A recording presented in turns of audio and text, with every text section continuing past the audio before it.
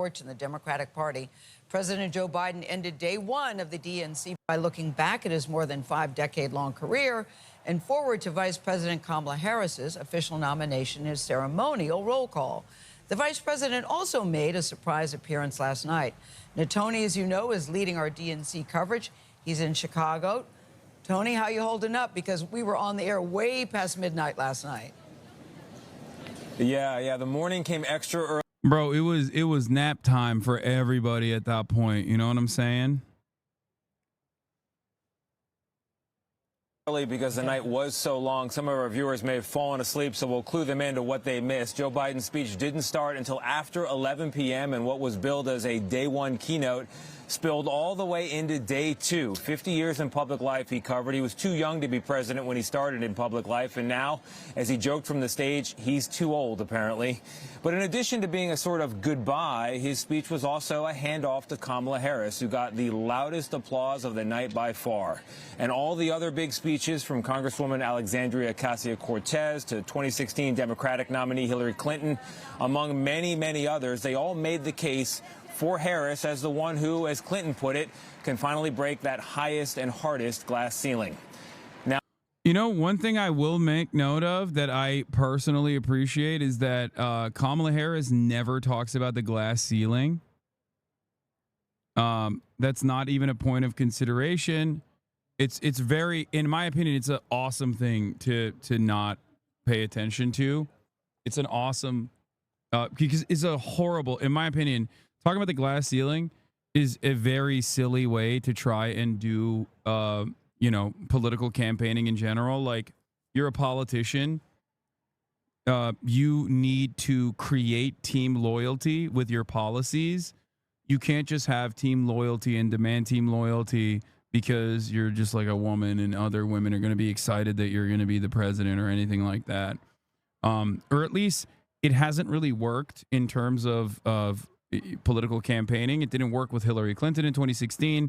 So I do appreciate that. As a matter of fact, I was listening to NPR Politics last night, and they were literally talking about how cool it is that, or how smart it is that Kamala Harris rarely ever brings that up at all. It's obvious that if she were to become president, she would be the first Indian president. She would be the first black female president. And obviously would shatter numerous glass ceilings or whatever, but like, it's good that she is, not using that as simply, what you were doing, what, bro? HasanAbi NPR podcast night? Yeah, that's what I was listening to. Yeah.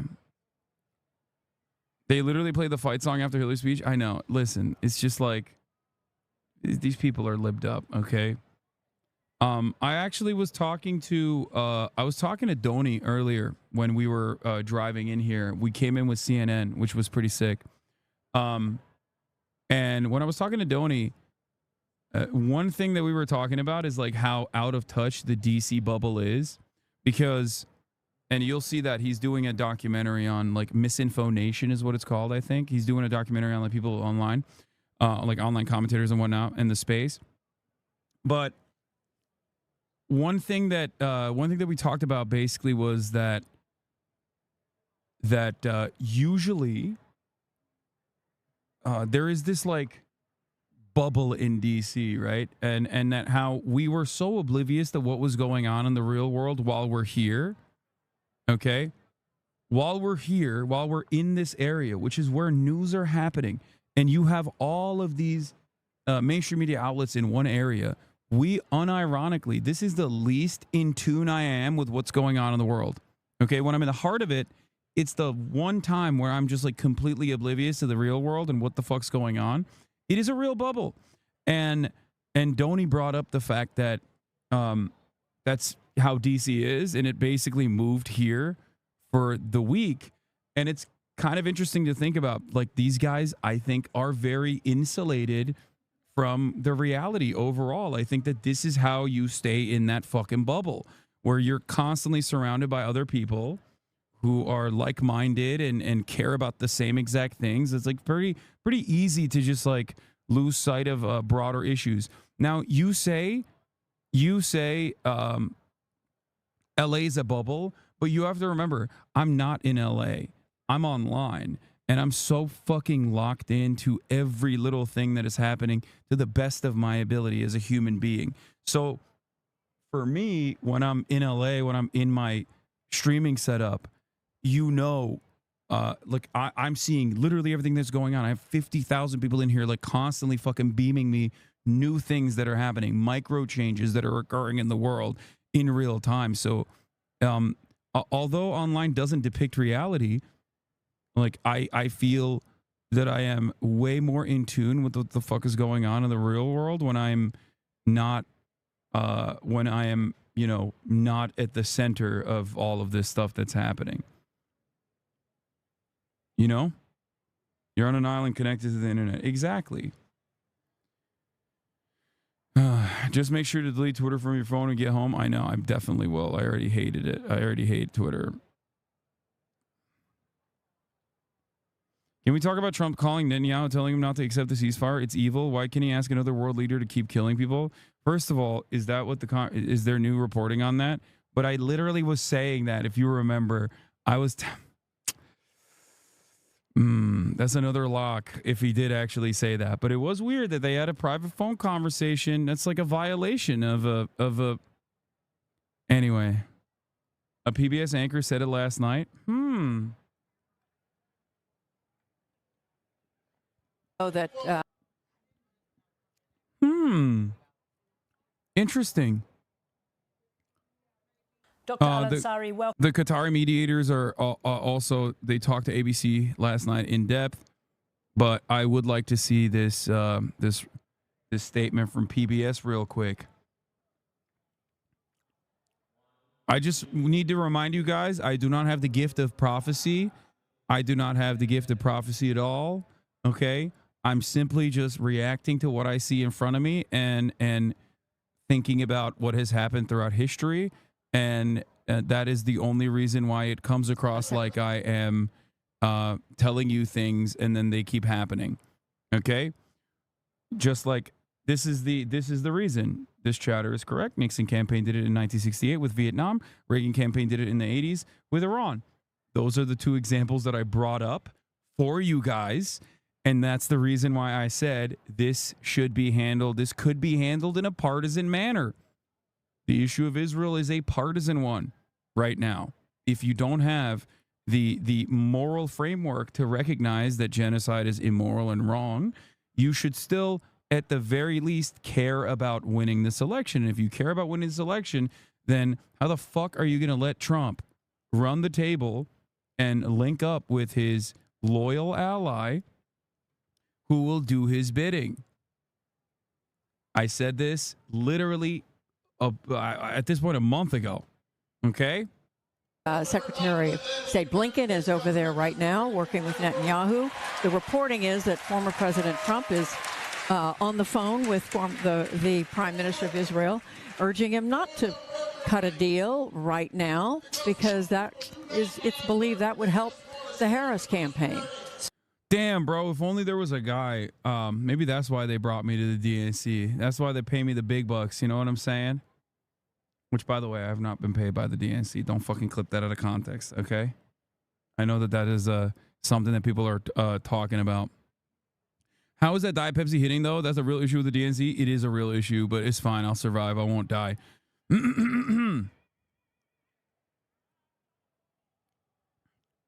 Banks like Barclays are having a huge investment in annual losses due to investing in X, resulting in cutting annual and bonus. Nice.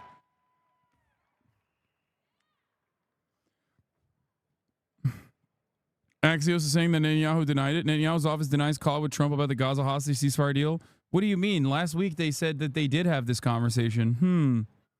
Israeli Prime Minister Benjamin Netanyahu's office said in a statement Thursday that he did not speak with former President Donald Trump on Wednesday to discuss the Gaza hostage and ceasefire deal. A crucial round of negotiations with senior.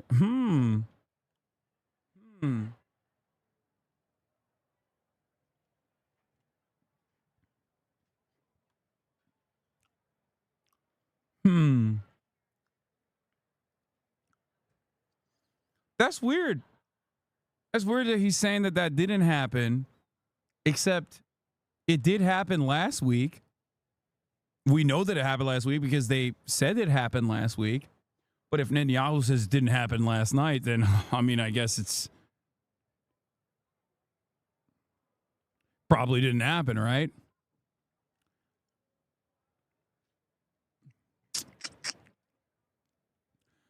If Joe Biden brings you a 32-pack of Diet Dew, will you become a DNC op? Yes.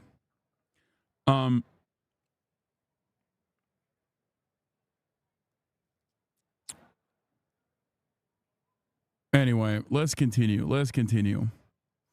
Axios earlier reported that Trump spoke on the phone with Netanyahu on Wednesday and discussed the Gaza hostage and ceasefire deal, citing 2 U.S. sources who were briefed on the call. White House Press Secretary Karine Jean-Pierre said in a briefing on Wednesday with reporters that it's critical to reach a deal in order to release the hostages, bring in relief the Palestinians in Gaza, and decrease regional tensions. There are 115 hostages being held by Hamas in Gaza, where nearly 39,000 Palestinians, 39,000, bro, just round up at that point. Like, it's probably more than 40. That's crazy. Anyway, Palestinians have been killed, according to the local health ministry. One source said that Trump's call was intended to encourage Netanyahu to take the deal, but stressed he didn't know if this is indeed what the former president told Netanyahu. The Israeli Prime Minister's office issued a statement denying the call took place after the story was published. The Trump campaign declined to comment.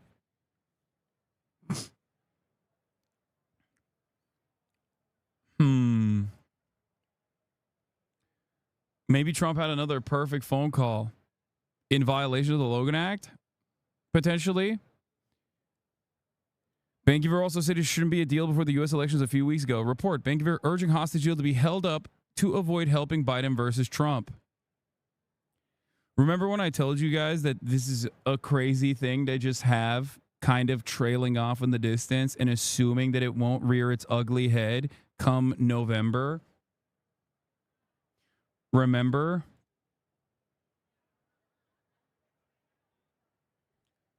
If you don't care about the morality of it, there's also an electoral argument to be made on partisan grounds. Okay? I care about the morality of it more than anything else. I think that it is immoral to maintain such a close, strong relationship with an apartheid regime, let alone keep giving them endless amounts of weapons as they are doing a genocide. Having said that, however, there's also an electoral argument to be made here. You know, just saying. It's good policy. It's good politics. It's you know, good morality. Question: if you were Anthony Blinken and Biden told you you can do anything except compromise the weapons trade with Israel, what would you propose in the peace negotiations? Dude, I don't even know how to answer that. Oh, here's the clip.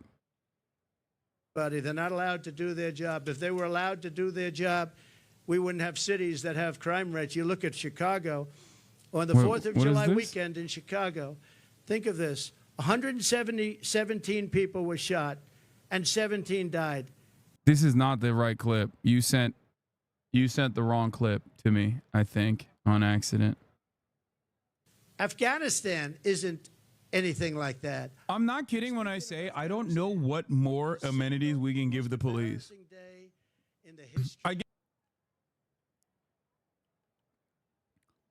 As a non-U.S. citizen, can you explain how the electoral vote works? I'm always curious. Really understand when searching for it. Not right now. Put your AirPods in correctly, Rudy Giuliani. Wait, what do you mean? It is correct. The fuck are you talking about? It is correct.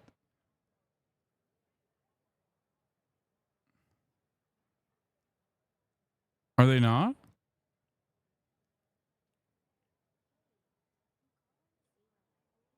What do you mean?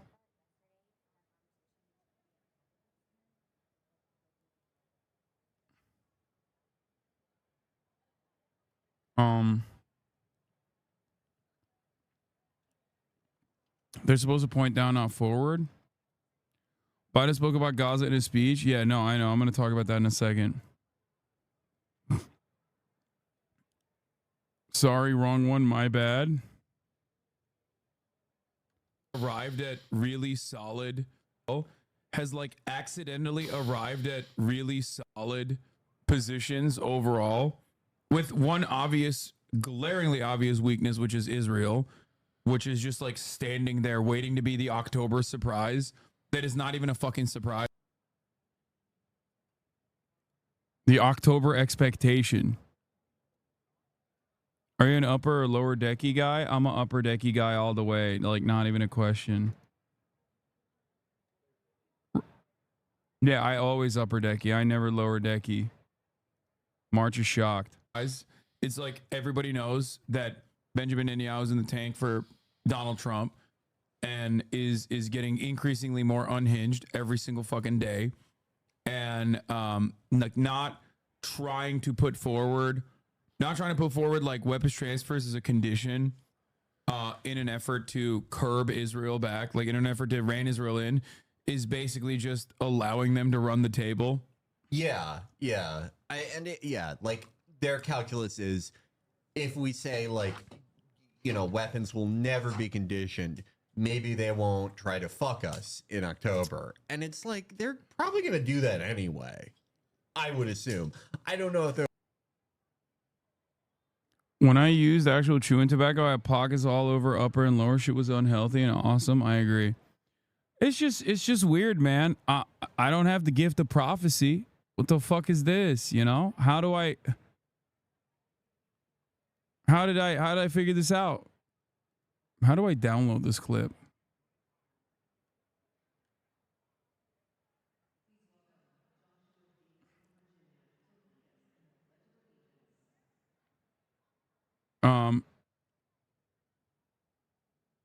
How do I download this clip? Top right of the clips. Top right of the clips screen. Feature this clip. Oh, download. It's in the bottom left. I'm going to post this.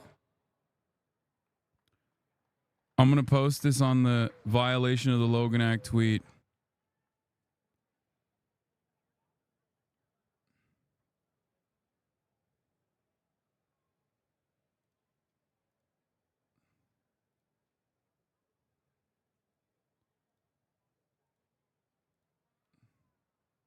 I'm going to say, damn, dog. Who could have seen that coming?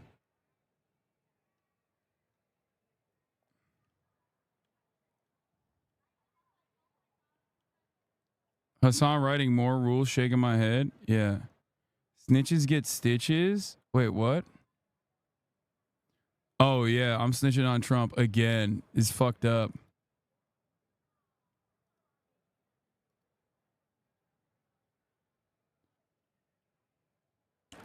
I think I might do a AOC interview tomorrow. By the way, that's what we're probably gonna do. I was talking to her right before I started stream.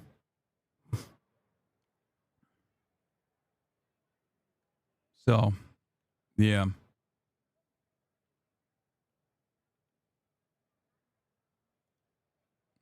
Poggies, bro. AOC's been on the stream more than any other politician. It's not that exciting. Okay, it's not exactly an exciting moment. I'm not gonna lie. I mean, it's cool though. It's chill. You're gonna need another mic for AOC. Yeah, I know. We got that. Don't worry.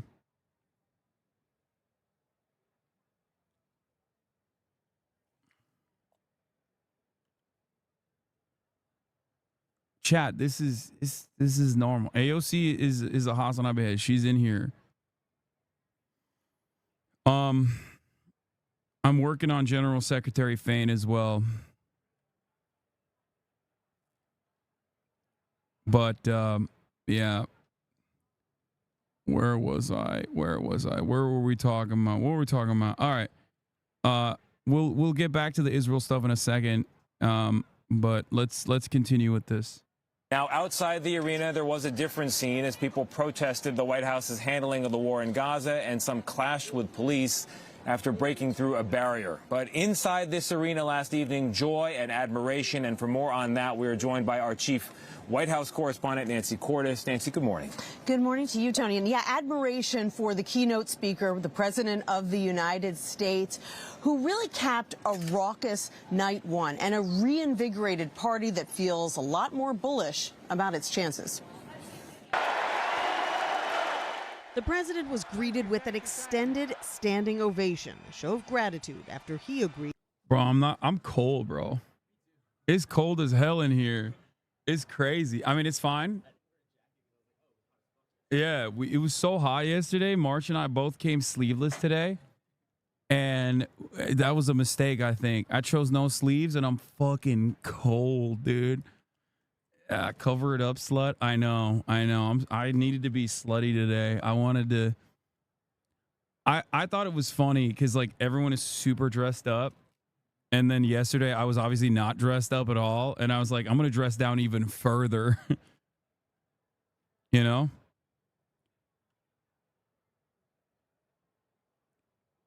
Why don't you bring a Q jacket? Yeah, a QAnon jacket. To step aside. It's been the honor of my lifetime to serve as your president. I love the job, but I love my country more. Before a sea of "We Love Joe" signs, and with Kamala Harris looking on, President Biden addressed the convention that just weeks ago was planned for him, but now centers around his vice president. Selecting Here's how Joe can still win. Okay. As the only person who is still riding with Biden and who will write Joe Biden's name come November, here's how Joe can still win. Okay. As you guys know, this is, there's 52,000 people in here. We're all riding strong. We're all in swing states, and we will all obviously be riding Joe Biden. I think they stole this from him. I think it was a coup d'etat. Okay. And I think that it's really fucked up. It's really fucked up that they're making him do a speech at his own funeral. It's really messed up. Where's the democratic process? 14 million votes. 14 million people voted for Joe Biden in the primaries. Just saying. I think. Is he behind you? Be honest. Yeah, he is holding a gun to me right now. Joe Biden is right on the other. Come on, Jack. Wait, the DNC people left, right? Okay. Oh, thank God. Oh, shit. They're always in the room. It scares me a little bit. Look alive. Here's how we can push Biden left. We can push Biden left. He will win if you vote for him. Okay? He will win if you vote for him. Okay, now that the stuff ended, I feel like they haven't done any other rehearsals in a while, right? You're about to crack a Modelo. Is Modelo time, fool? At fucking, what is it? I guess it's 3:43. It's not that crazy. You're bored? Why? Why won't they give us the badge? They were supposed to give us the badge to come. Bro, just leave. It's fine. And then you can text. You're in the text chain with them, and then you can ask to come back. I don't want you to fucking be stuck here. No, I'm serious, bro. That's crazy. 3:43 on a Tuesday. It's Modelo time. Anytime, fool. Yeah, that's true. He has a secret speech where he does exactly what Trump tweeted in his insane Yao fanfic. Patriots stand up. Yeah. Very unprofessional. Turning up to the DNC in a tank top. No respect for the institution. Please find a suit and tie. Post haste. Yeah, right, baby. Dude, this is the most respectful thing that I can do to the DNC, okay? These goddamn libtards, they don't want fucking guns in here, okay? I got a right to bear arms, brother. I got a right to bear arms, and I'm here to show it. There's like literally staffers walking by, and they just look in, and I'm just doing this. The fucking, goddamn it. I'm such an unserious person. Steal Austin's suit? Yeah, like that shit will fit me. Are you crazy? Yeah. Senator Gary Peters tells Kamala Harris to speak up on different Gaza views. There are some differences, or at least a state.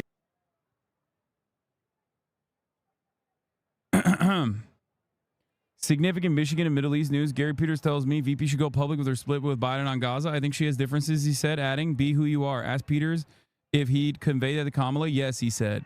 Yep. Okay. There's a little bit of motion. I like it. A little bit of motion. New York Times reports a classified document approving Orange President Biden ordered American forces to prepare for possible coordinated nuclear confrontations with Russia, China, and North Korea. Jesus fucking Christ. Holy moly. What is that? You brought a jacket? You're crazy. That's not... First, I don't think that's going to fit me. Yeah, you want to try? Here. Let's try it. They brought me a jean jacket.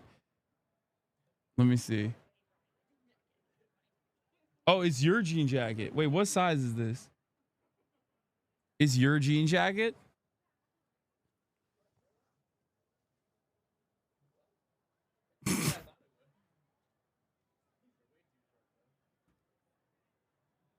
Yeah, I don't think it's going to work, but hey, thank you.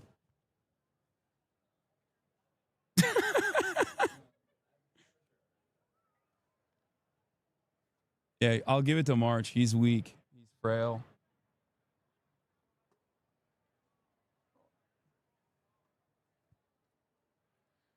I'm stuck. Hold on. I'm also stuck here. I got to pee too. But now that they stopped. Yeah. I know it is. I am a fat guy in a little coat. Bro, listen. I made the active decision to fucking rip the sleeves off and just come in here and raw dog the DNC with these fucking pythons in full display. I will continue on that journey, okay? All right, let's see. I took these off. I'm going to keep them as charged up as possible for the duration. I'm going to go pee. Kamala. Okay, it's actually still running the fucking... Hold on, it's still on the headphones. God damn it. You guys can hear it, but I can't. So I am going to swap it over to the speakers. And then I'm going to also change the desktop audio. This is annoying to do every single time, but it is what it is. I became our nominee. All right, here it is. And it was the best decision I made my whole career. Biden highlighted their joint accomplishments over the past 4 years, casting the race as a battle for the country. We saved democracy in 2020, and now we must save it again in 2024. Harris made a surprise appearance earlier in the night to pay tribute to the president. Joe, thank you for your historic leadership, for your lifetime of service to our nation, and for all you will continue to do. We are forever grateful to you. Night one of this convention was focused on the future and what a Harris presidency would look like, drawing a sharp contrast with former President Trump on abortion rights. Their policies give rapists more rights than their victims. That's not inconvenient. It's just plain wrong. The speakers also highlighted Trump's criminal record. Kamala Harris has a resume. Donald Trump has a rap sheet. The economy was another focus. The truth is, Don, you cannot love this country if you only fight for the wealthy and big business. There was a particular emphasis on workers' rights. As a new CBS News poll finds, Harris has the support of a solid majority of union households. Kamala Harris is one of us. She's a fighter for the working class. And Donald Trump is a scab. And with Harris poised to potentially make history as the first woman president, former Secretary of State Hillary Clinton was there to remind Democrats of how close they got to achieving that milestone 8 years ago. Together, we've put a lot of cracks in the highest, hardest glass ceiling. And tonight, so close to breaking through once and for all. She warned them not to get complacent. Elections are unpredictable. No matter what the polls say, we can't let up. What? Joining Nancy is CBS News contributor Ashley Etienne, former communications director for Vice President Kamala Harris. Ashley, I want to start with you. Bro. The polls were showing Hillary. Bro. We're about to get some glizzies up in here, dude. Fucking Chicago style. Yeah. So Hillary Clinton hit that, like, you know, glass ceiling bars, DNC fight song shit. Obviously, it's because, like, this is like Lib Central. It's Lib Central, and I suspect that's, like, you know, it's playing well in here. But once again, I think that so much of what, oh God, I have a headache. So much of what is going on and being communicated here, as I've said before, like, if there's one word that I could describe the DNC and just like any kind of like convention in general, it is I would probably use the term like bubble or out of touch. Like, I think that there is a lot of stuff that the party does that is super in line with what the party has always done, which oftentimes does not resemble the genuine interests of, like, average Americans. Okay, and I think that is what's going on here as well, in terms of, like, Hillary Clinton coming out and just, like, having this delivering this speech. Like, I don't think this is, like, for... Bro, they showed you clapping on screen during the Hillary speech last night? No, they outed me.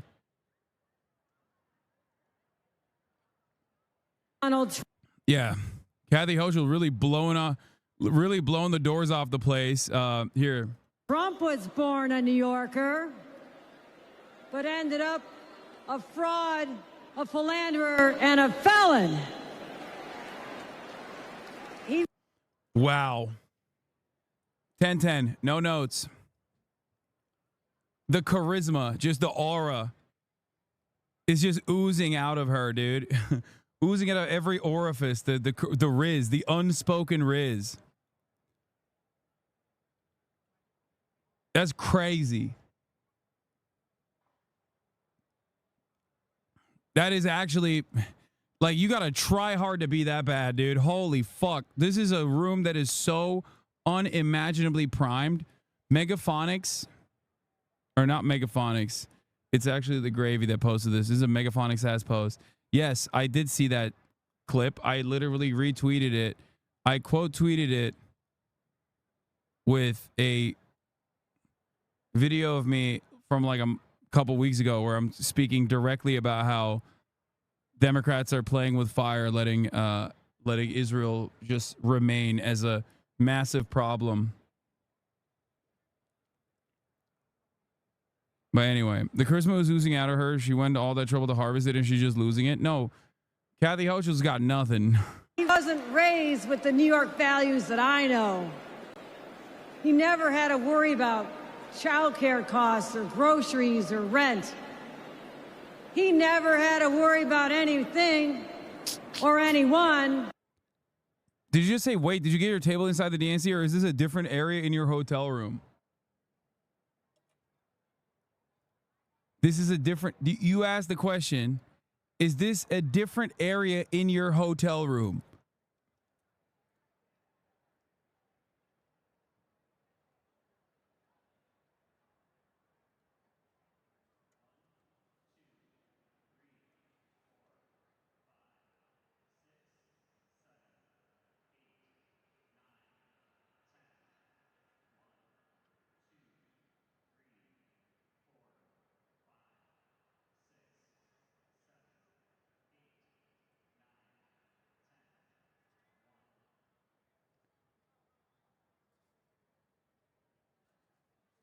I guess we'll never know.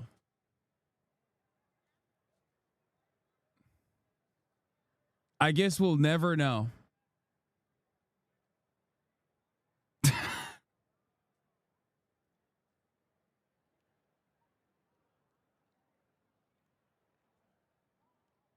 I will not be answering that question. I don't want to leak that it's actually a green screen with real-time, round-the-clock DNC audio being pumped in that we actually have to literally control, okay? Paid for by you guys at the top of the hour when I serve a 3-minute ad break. because at the top of the hour, there's a 3-minute ad break. And when I serve that ad and you guys subscribe for $6 or for free with a Twitch Prime, right? In order to avoid said ads at the top of the hour, you end up paying for the engine that powers the stream that I can, in real time, pump in DNC audio into the stream alongside the green screen that is like being edited in real time as well. It's a real-time green screen inside of my mansion that I purchased in Chicago. Yeah. So yeah, bro, it's 5 minutes before the hour. Yeah, I'm still at my house. It's a fake stream. The craziest part is when we go roaming. That's like the craziest part. Dude, the real-time editing in that one is crazy.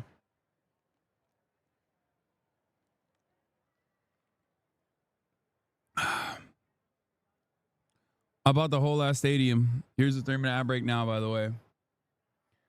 Only capable of buying out entire stadiums because of you. Chatters at the top of the hour that subscribe. Mewtwo, thank you for the 5 tier 1 gifted subs. Marsh really stepped up the production. I know, it's crazy.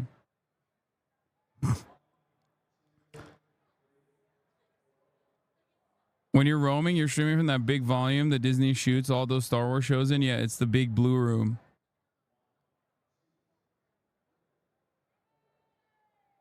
Anyway, what's up? It's good. Everything is good.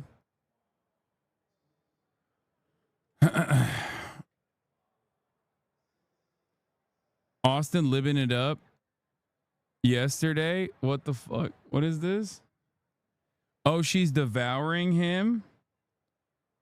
Oh, Texas is going blue. That's crazy. That's crazy.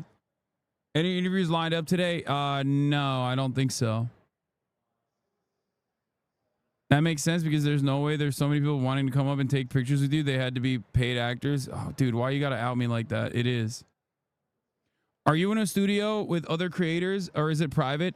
No, this is supposed to be so the DNC has like slotted out different areas for content creators for Kamala. Okay. And because I'm like the top creator for Kamala, and not by size or anything, but simply by my like love for Kamala Harris, because I'm like the number one glazer, like Olympic level record holding glazer for Kamala, that I got to basically map out a corner of this entire area. It's like a box at the it's basically a box at the what is it, the convention place is like United Center, is that what it's called? Yeah, there's like boxes up here for the media, and some of those boxes were allotted to the creators specifically, like the content creators. There's a bunch of them, and I basically stole like an entire area for myself. How are you there with guns? Gonna get what? How are you there with guns out and gonna get changed into better fash later? No, this is it. This is what I'm wearing. All right, let's continue. Ahead back in 2016, so Democrats can't sit on where they are and think things are going to go well. Were they successful last night, even though they were late, even though the speeches were not short, in bringing the message to the public? Absolutely. The goal for last night was to tell the arc of the legacy, Joe Biden and Kamala Harris's legacy, from bringing us out of COVID to building the strongest economy in the nation, bipartisan legislation and successes, from guns to infrastructure. That was the goal. And the reason why is because his legacy is actually her legacy. So the president's telling White House staffers, we got to keep running through the tape. It doesn't just matter for the American people, but it matters to continue to bolster her candidacy. You know, politics is a human endeavor. That's why it's messy. It's possible there can be hurt feelings. Were there in the Joe Biden address? Joe Biden insisted in his address last night that there weren't. In fact, he was pretty blatant about it. He said, all these people who think that I'm still angry at Democratic leaders for pushing me out, well, I'm not. I care about my party more. Now, that's not what we've heard from some of our sources behind the scenes at the White House, but nevertheless, he's trying to make a public statement that he's putting that behind him and that he is full steam ahead in support of his vice president. You know, Ashley, it's remarkable that Kamala Harris is so famous and yet for many voters still unknown. And so part of the mission here is to fill in the blanks on her bio, who she is and what she stands for. What did you make of the speeches last night on that point? And can you take us ahead to tonight when the Obamas are going to be speaking? Sure, absolutely. CBS released a poll yesterday that showed there's a significant, sizable number of Americans who don't still yet know Kamala Harris. So the goal last night was to really unpack who she is, to tell her story. And what I know her to be is someone who sees people, has a heart and a compassion for people. So that was part of the objective. But the other part was to let the American people know that they can see themselves in her. She's from a middle-class background, child of immigrants, worked her way through college as a prosecutor who took on corporate greed on behalf of the American people. So that was the goal last night. They're going to keep telling that story throughout the rest of the convention, but beyond the convention, because that is more important than anything else, to let the people know why she's the right leader for this moment. So that's the point that Obama's going to drive tonight. Why is Kamala Harris the right leader for this moment? And the Obamas still very popular within the party. There are a lot of Democrats here who'd like to see them out on the campaign trail more. Yeah, and reproductive. Am I crazy in feeling like a big part of the thank you, Joe chants were unironic and from the perspective of thank fuck for finally stepping aside? I think some people are doing that. But you have to remember, this is the fucking DNC. I think hella people that are here literally do love Joe Biden. Like, you have to remember something, like, these people, there's a lot of Glazers here, okay? There's a lot of people who, unironically, there are a lot of people who unironically roll with Biden. If there is a sum total of like 50,000 Americans who like literally were Biden dead enders, they're here right now, okay? We are in the epicenter of the Democratic Party's top fucking loyalists, okay? There's obviously different people with different perspectives in here, but for the most part, if you're going to get a fucking crowd of people to enthusiastically say we love Joe Biden, it's this group of people. That's the other side of this story, is that like the Democratic Party still values loyalty, right? Above all else. Loyalty to a fault, in my opinion. In this situation, it's loyalty to a fault. Like, you got that chick, the Gen Z for Change chick, like Olivia Giuliana or whatever. She's like one of the speakers of the DNC. Like, that person quite literally has zero political instinct and actual zero fucking, like, she does not represent an actual constituency. There are no real 35 and under voters in the Democratic Party, in the Republican Party, doesn't matter. There are no real 35 and under voters that are legitimately going, I'm a Biden dead ender, as she was, and saying that like they don't care about Gaza, as she has been noticeably quiet, okay? And also simultaneously has wanted to get Josh Shapiro on in the VP slot. She didn't get any of those fucking wishes, but it doesn't matter. The Democratic Party rewards loyalty to the party to a fault. That's what I'm saying. Like, I guess the only other guy would have been the Midas touch guy potentially. So that is not a real Zoomer or someone who represents the interests of Zoomers. I think that is more so someone who boomers hope Zoomers are like. Okay? Do you see what I mean? There's a lot of boomers that are, important constituencies, that represent important constituencies, that are Democratic Party loyalists, and they hope that there are Zoomers out there that represent their worldview, right?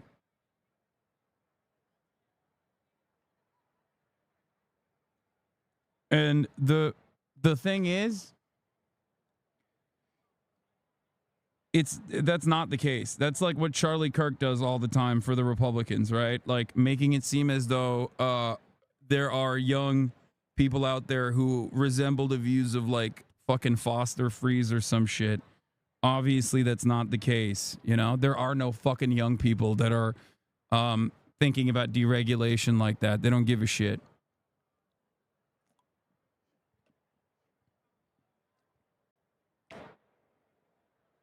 Can you guess the media narrative this is causing? The protest zone in Chicago set up for DNC is totally dead today. A few dozen cops, several journalists, but 0 protesters were there around. The CDK protesters are makeshift stage and big speakers. 29 groups signaled up for spots this week. Wait, signed up for spots? Wait, what? No, they're not. I don't think there's any real protest happening today. Like, I think it's Monday and Thursday are the major days. There will be one tomorrow as well, but I didn't hear about protests happening today.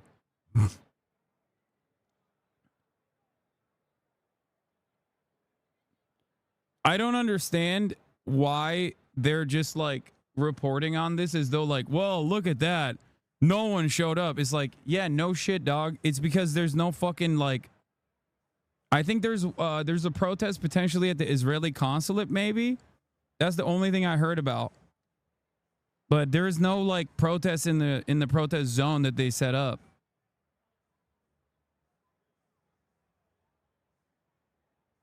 There is a protest at the Israeli consulate at 7 p.m.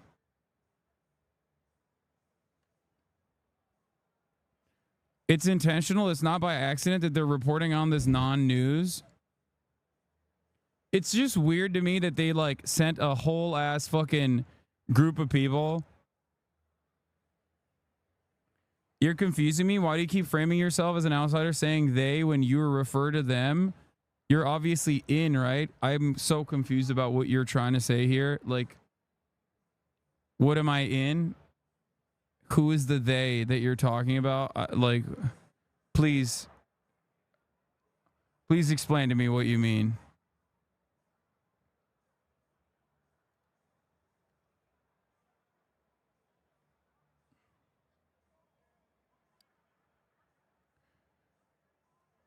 No doubt there are other protests, big and small, today. I reported on one tonight outside the Israeli consulate organized by a more radical pro-Palestinian group, but it's noteworthy that the space set aside for speeches so far today isn't really being used as much.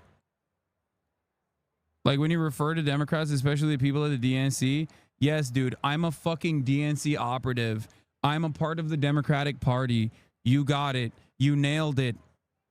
Tier 2 subscriber, Kiwi Majd. Yeah, dude, I'm in. I'm on the inside.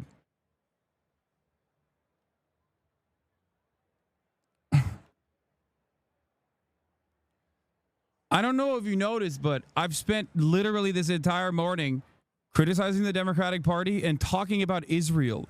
At what point did that make you feel like I'm like an insider in the Democratic Party, nor a Democrat loyalist?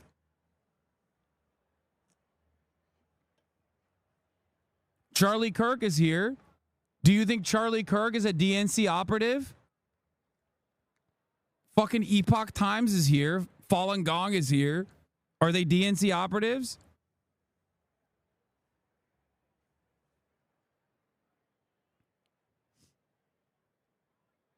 Yeah, I'm going to be the press secretary.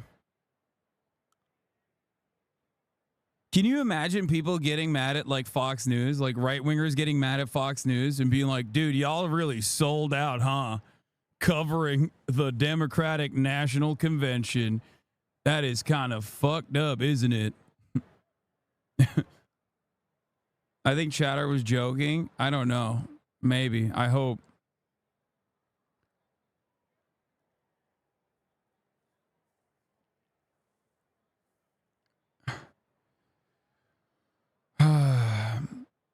Yeah, I think that they are showing that empty field to be like, no one's protesting. No one cares about Gaza.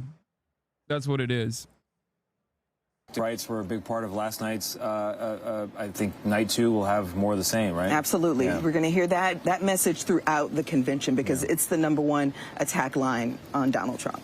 Ladies, thank you very much. All right.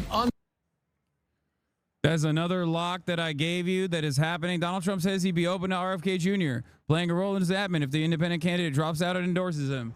as desperation sets in for Donald Trump, I fucking told you he would probably do a last-ditch effort and try to win favor with RFK Jr. Fucking called that as well, and that is happening.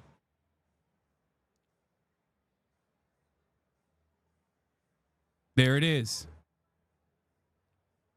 That is another fucking prediction. That's another lock that is occurring. I don't know. Is anyone keeping fucking tally so far? Because god damn it. God damn it.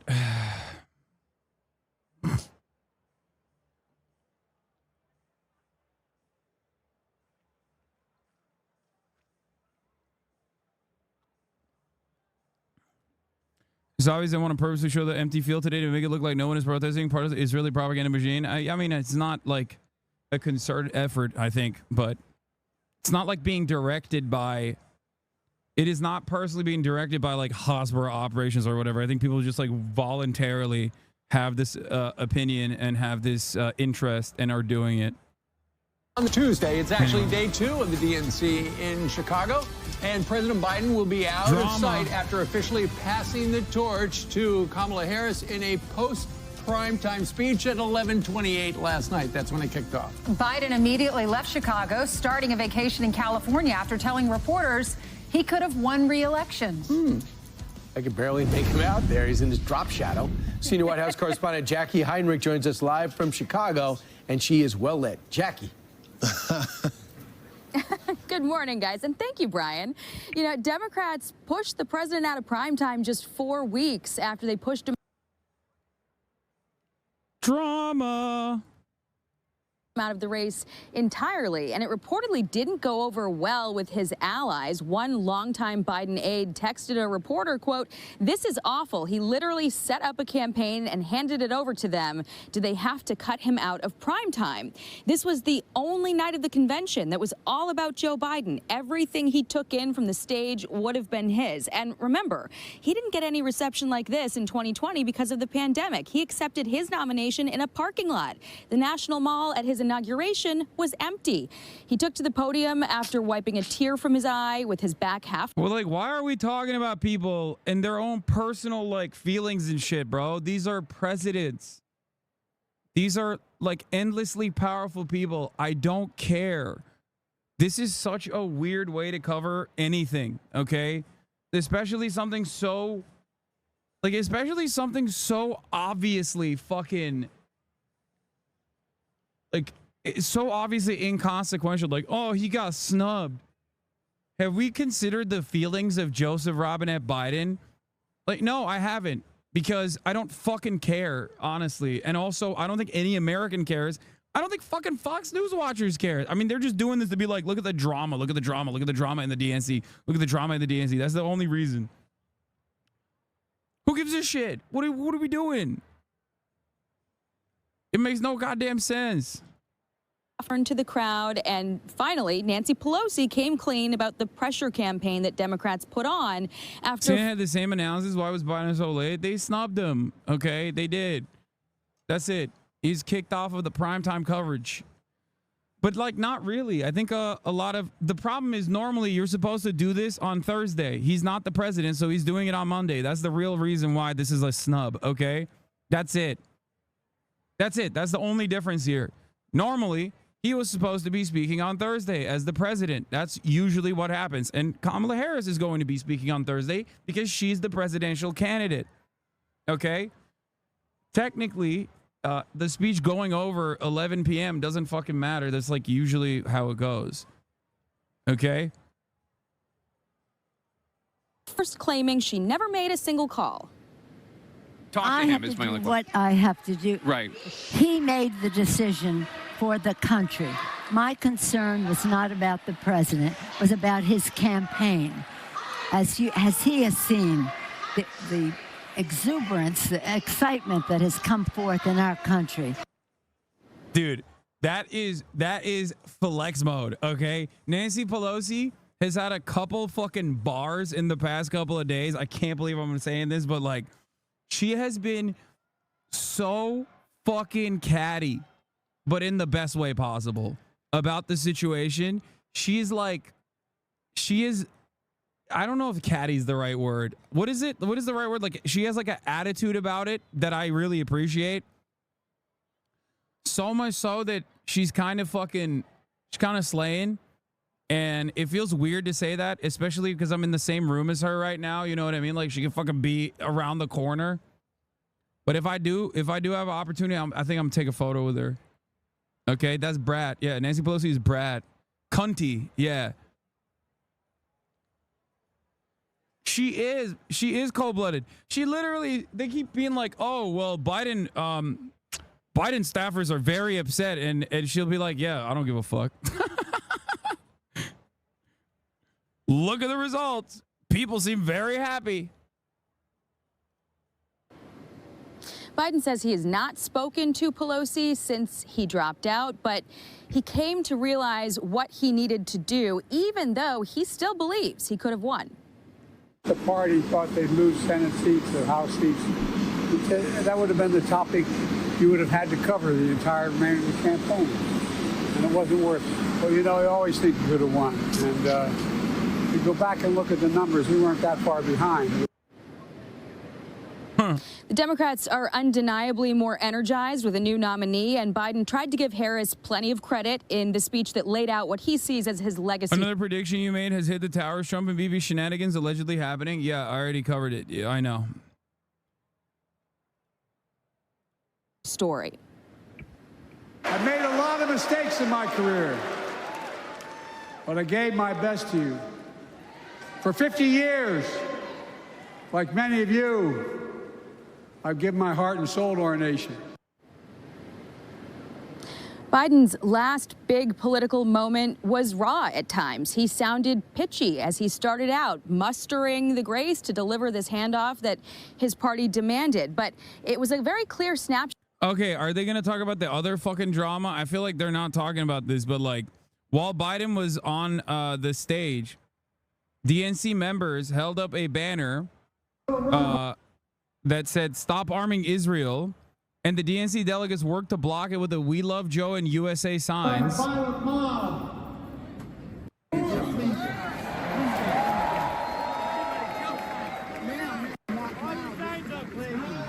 There was literally a dude. There was a person who like fucking used one of the "We Love Joe" signs to smack a woman in a hijab. Like, it's some crazy shit.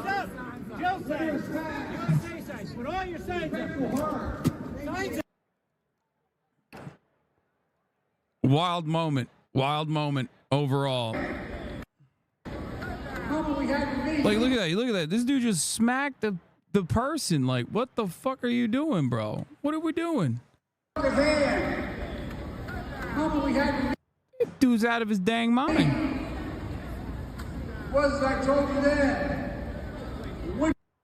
Anyway, I haven't seen a lot of coverage on that. I don't know what's going on there. I don't know why they didn't like really talk about it at all. Prem had a good angle on it apparently. Let's see.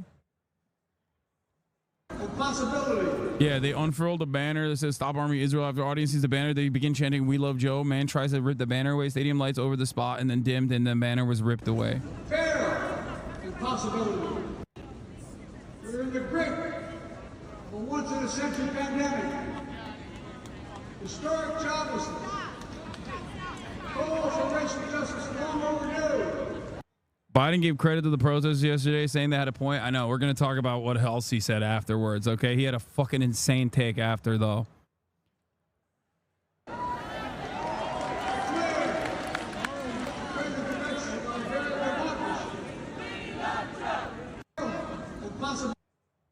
Pretty apt summary of that moment. No, it's a perfect demonstration. I can't think of a better summary of today's Democratic Party than this white man beating a hijabi woman over the head with a "We Love Joe" sign. It's just like so fucking unserious. Like, what are we doing here? Prem was also there when Nancy Pelosi walked in front of you. I'm waiting to do a FaceTime over here. Wait, she did? Let's see if she picks up. Oh my God, I didn't even see her, bro. Wait, did I see her? I don't remember.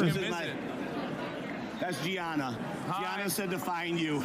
Hi, Gianna. That's my dog. I'm waiting to do a FaceTime over here.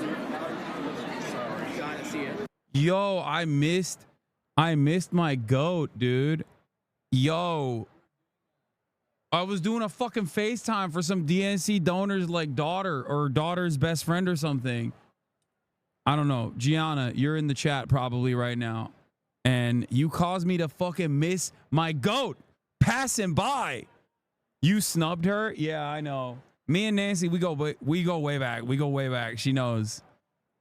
She knows. She knows. It wasn't a real snub. Like, she knows I ride for her, okay? It's all right, Gianna. It's fine.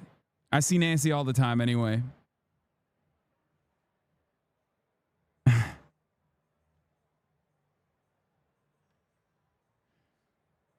All right, where were we? What else? Okay. Yeah, so I saw you at dinner with her. Yeah, your goat interviewed the delegate who had this sign ripped down and as he was being escorted. Oh, Amy Goodman did. She is the best, really.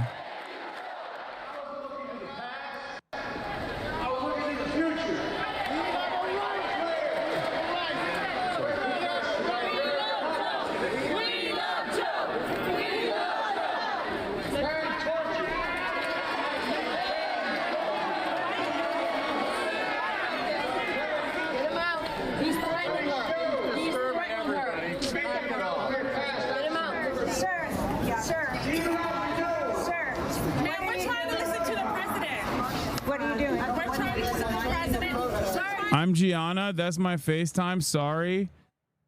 Hasan, I tried to talk and I couldn't. Hasan, I literally couldn't talk. Guys, my name is spelled with one N. Yeah, you did it, Gianna. Because of you, I miss my goat, Nancy, but it's okay. All right.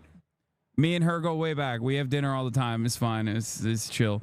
I know that there's some motherfuckers in here who are going to take that seriously. Like, I know that there's at least like 100 people who heard me say that and went, I knew it. Like,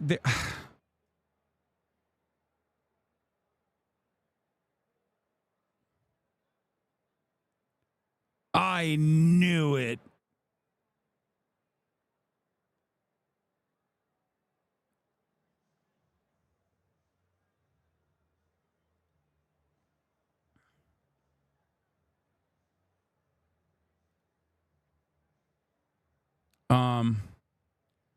I thought your goat was Jeffries.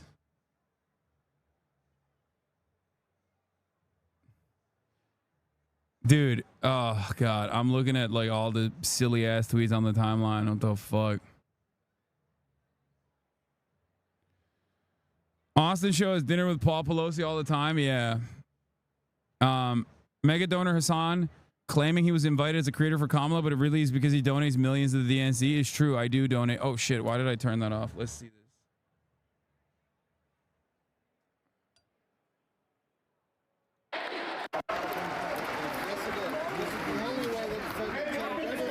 The murder of children in Gaza and the continuing only way that is through protest. What's your name, sir? Sir, what's your name? Amy Goatman, dude, on the scene, immediately, mic in hand, ready to fucking go, dude. My name's Leano Sharon. I'm a DNC delegate from Michigan. And what did you do today? Today we held up a sign protesting the murder of children in Gaza and the continuing genocide. Watch your step, watch your step. What did the sign say? It said, stop arming Israel. All right, thank you. Let's keep it going. We'll watch out get into the tunnel. Let's get into the tunnel. You can interview him in the tunnel, okay? And what happened? I just don't want you to break your ankles. Then the people behind us grabbed a hold of the sign and tried to rip it out of our hands several times. Eventually, they succeeded. Interview in the hall, okay? Let's get him down. Come on. All right, thanks for being cooperative, sir. Yeah, okay. Thank you. And why did you? Yeah, bro, you can't be putting up a banner. I'm willing to bet they didn't arrest the fucking dude who was like smacking the people, or the dude who stole the banner. But yeah, they got cops escorting the dude out with the banner. I did that because we are currently funding a genocide. And that's what makes this even worse is stop arming Israel is the most milquetoast message to put up on a banner. Surrounding libs acted a fool trying to block it. Yeah, of course, 100%. It's like really fucking annoying. And it's crazy because it is inconsistent with the reality on the ground. This is what I'm trying to say. There's a room full of people here. There's a fucking entire stadium full of people here, and they are completely at odds. There's plenty of people who fucking support Palestine in here too. That's the other thing. Like, the people that are the loudest or the people that are promoted in this circumstance are those who are completely at odds with the reality. People who are being elevated in this situation, and the voices that are being elevated in this situation are people who are completely antagonistic to the reality. Okay? The average citizen's opinion on this matter is entirely the opposite of like the person who goes, shut the fuck up, you're ruining my fun. Don't do that. Don't bring this shit up. Okay? And it needs to stop. And well, this doesn't make it look like that, and not even you can change that outlook. It seems like, dude, what the fuck are you talking about? I'm not like desperately trying to change this outlook. I'm just telling you what's what. Okay? There are literally fucking delegates of people in here as well. There are everyday Joes that work the event. You think every single person is as invested in their weapons contracts? Like, you think they all have fucking Raytheon? You think they all have Raytheon's best interest in mind? What are you talking about? Normal people are not fucking pro-genocide in Gaza, okay? Democratic Party voters are not in favor of it. What are you talking about?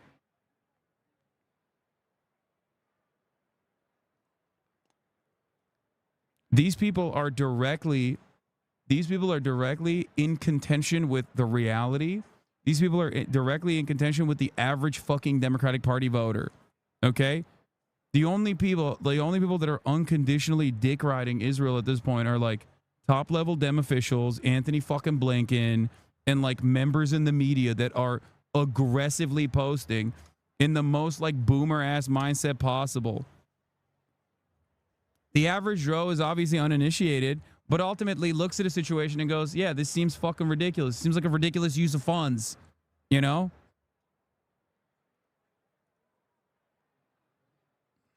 Also, I want to make it. This is not reflective of the base of the party, is what I'm trying to say. It's not reflective of anything other than the fact that these are like people who are super fucking tuned to be pro-Democratic Party and look at it as a team sports situation.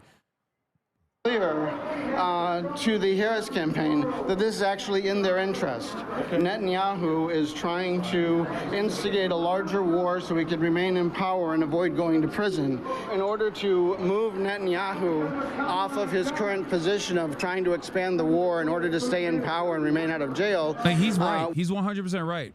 But remember, okay, just like many people in this community, and myself included, we're right when we're talking about how Joe Biden needs to drop out. Joe Biden needs to drop out. Many people thought that it was an unbelievable thing to say. Okay? The average person, not reflected in the media landscape or not reflected within the, within the halls of power in the Democratic Party or whatever early on, obviously looked at the situation and were like, this is fucking crazy. Just like many people see the current situation, the current circumstance with the Democratic Party refusing to deal with Israel by putting weapons transfers on the fucking table as a point of contention, as a point of leverage. Of course that, them not doing that is a genuine weakness and a flaw for even their electoral chances. Okay? It's very stupid. Very, very stupid. Very dumb. Insane that being right too early about Gaza is literally 10 months into the genocide. I mean, it's not. It's at this point, it's not right too early. These are people who are like willingly turning a blind eye to the realities. Okay. I believe that the I think you underestimate the cognitive dissonance the average normie has on Israel is the real hurdle. No, dude. I know most people don't give a shit. Okay. I know. I don't know what you're talking about. If you think that most people are like as fucking primed and as tuned into this stuff as I am or you guys are, you're wrong. Yes, of course, most people don't give a shit. Having said that, however, you're absolutely out of your fucking mind if there is a single person out there who is like ready to vote for the Democratic Party that's just going, the only way I vote for the Democratic Party is if they continue Israel's genocide. That is not a real human being. That person does not exist on the planet. There are, however, very real people in the tens of thousands that quite literally are like, I'm not going to vote for the Democratic Party unless they stop this genocide. Okay? Now, those numbers might not be significant enough overall because of all of the other factors at play in terms of how Americans make this consideration, make this choice when they're going out and voting in November. Having said that, however, why are you leaving that on the table if it's a close fucking race? That's number one. And number two, more importantly than that, from an electoral calculation, more importantly than even those like tens of thousands of voters, maybe hundreds of thousands of voters in fucking Michigan, for example, is the glaringly obvious problem that not restraining Israel represents for the Democratic Party's electoral chances come November, because Benjamin Netanyahu is just basically sitting there in a fucking room with a loaded goddamn gun, and you have the opportunity to be like, I'm taking that gun away. Okay? And if you don't do that, he is absolutely going to use it at the worst possible moment and completely fuck up your chances of winning this election. Okay? That's it. Like, I can make the morality argument till the fucking cows come home. Clearly, nobody gives a shit about that. But there's also an argument here for electoral considerations. There's an argument here for the Democratic Party ensuring that, one, it's a win-win, ensuring that, one, they pick up even more voters, and two, on top of that, eliminate a possible spoiler,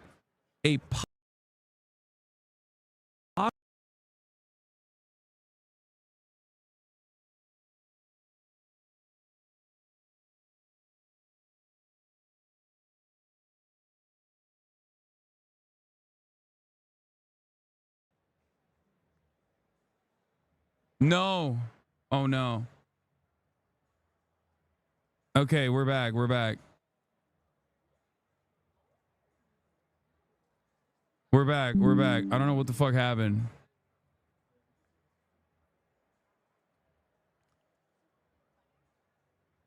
I don't know what happened. I don't know why it just like lasered my shit.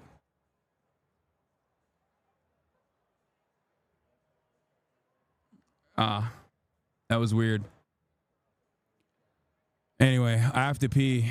Are you still on the mobile hotspot? No.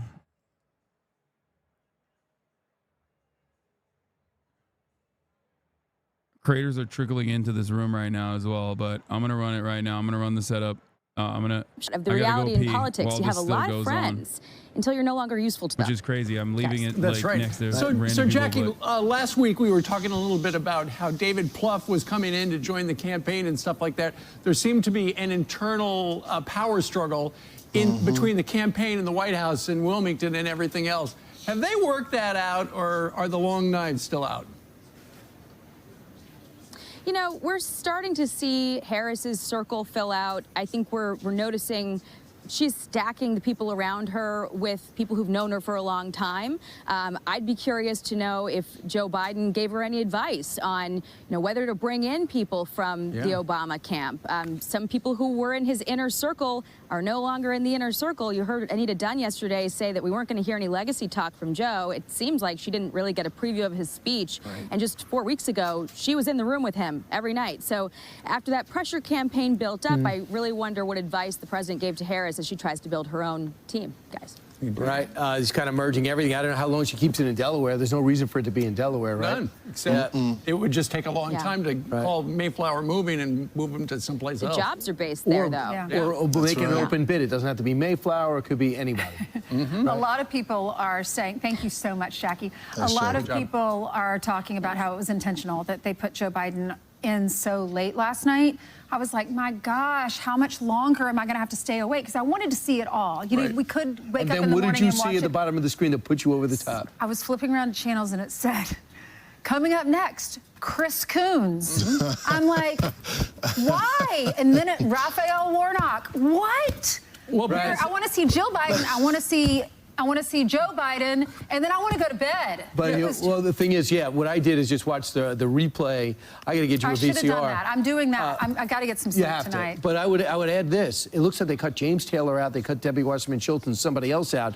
It still went long. I mean, if you look at their platform with all the mentions of re-election of Joe Biden, how many? 19? And then they realized they had these speakers with no discipline at all. I guess that's not unique to the Democratic Convention, but we got spoiled last month. Things went off like a top. top. But you could see by Jake Tapper's comments that I rewatched the replay this morning, they were saying, well, it was pretty long. It was 49 minutes. Yeah. And it was all over the place. It was legacy, and it could have. And Van Jones came out and said, "Well, it could have been shorter." Well, it could have been. Yeah. And it wasn't just long, though, guys. It was full of things that says that everything is going right with America. The border has been fixed. That inflation has been fixed. That they've given all the goodies to the American people, and you just got to wonder, after he painted such a glowing picture of his administration, why would they force a guy like that out of the race? Well, you know, here's the thing about it going past prime time, and that is, if you're going to do a TV show, you should probably have a TV producer doing it, because obviously, if they just had politicians saying, okay, these are the people we owe 5 minutes to, so we got 75 people who are going to speak before Joe Biden. It was very poorly produced, and as Jackie was highlighting, even people inside the Biden circle are like, look, they're screwing him. He's whiny. He has to give the speech he never wanted to give, which is so long, everybody. I had a great life. He didn't want to do that. He was squeezed out by the party, and then he was squeezed out by the show. They should have put him on at 9 o'clock Eastern time and then had Chris Coons go after him. But it was insulting. But guys, isn't Spielberg the producer of this? We're not talking about some Joe Blow here. He's supposed to be a really good producer here. So he's a movie producer. It was a long movie. Bring in Ron Howard. I'm sorry I had to come to this. I'm Steve Ducey. I'm Brian Kilmeade. And I'm Ainsley Earhart. And click here to subscribe to the Fox News YouTube page to catch our hottest interviews and Oh, fuck. Anyway. Me first, Brian.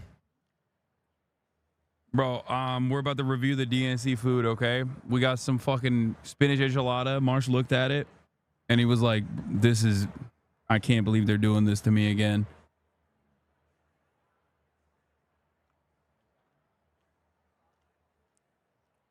Oh.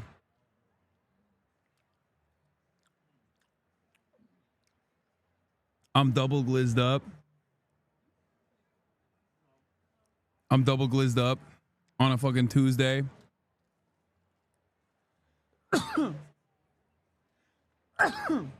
Oh, shit.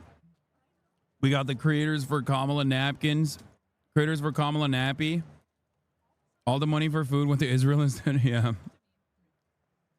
Thank you, Chicago, for your AOC class bracket Republicans that who tell her to return to bartending. energy. Thank you, Kamala Harris and Tim Walz, for your vision.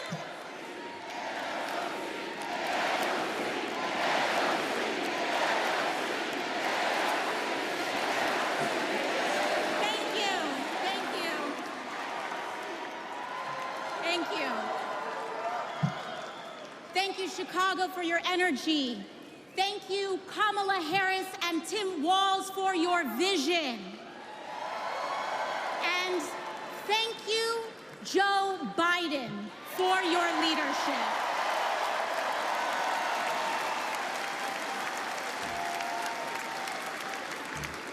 You know, 6 years ago, Is that ketchup on a glizzy in Chicago? Bro, I will literally fucking throw hands, okay? What the fuck am I supposed to put on a goddamn hot dog if not ketchup and mustard? No ketchup? Yeah, ain't no way that's happening, okay? What are people doing in Chicago?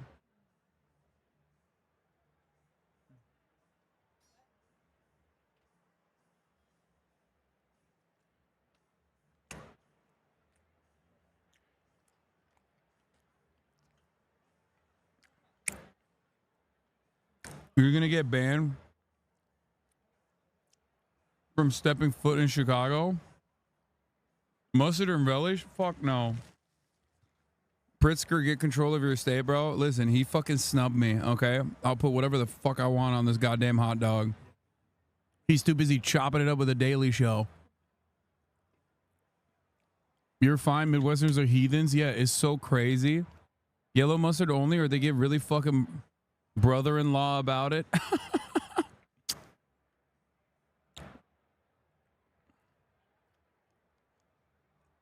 Ketchup does not belong on a hot dog. Just ask Obama. Yeah, that's crazy. Okay, that's madness. I can't believe this is a real point of contention. Y'all are crazy.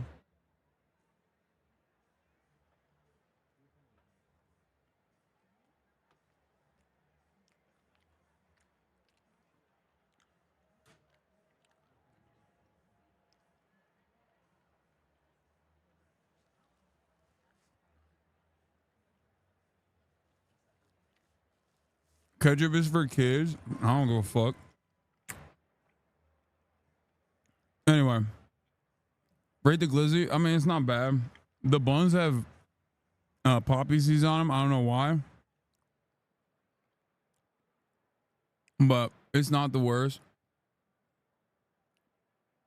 We put cream cheese and ketchup on our glizzies in Seattle. Okay, that's a little freakish too. A hot dog so basic. Condiments is all you have when it comes to them. Yeah, it's a basic. That's the beauty of the hot dog, man. That's the fucking beauty of the dog. It's basic as fuck. All right, let's keep watching AOC. I'm taking omelet orders as a waitress in New York City. I didn't have health insurance. My family was fighting off foreclosure. And we were struggling with bills after my dad passed away unexpectedly from cancer. Like millions of Americans, we were just looking for an honest shake. And we were tired of a cynical politics that seemed blind to the realities of working people. It was then, only through the miracles of democracy and community, that the good people of the Bronx and Queens chose someone like me to elect them in Congress.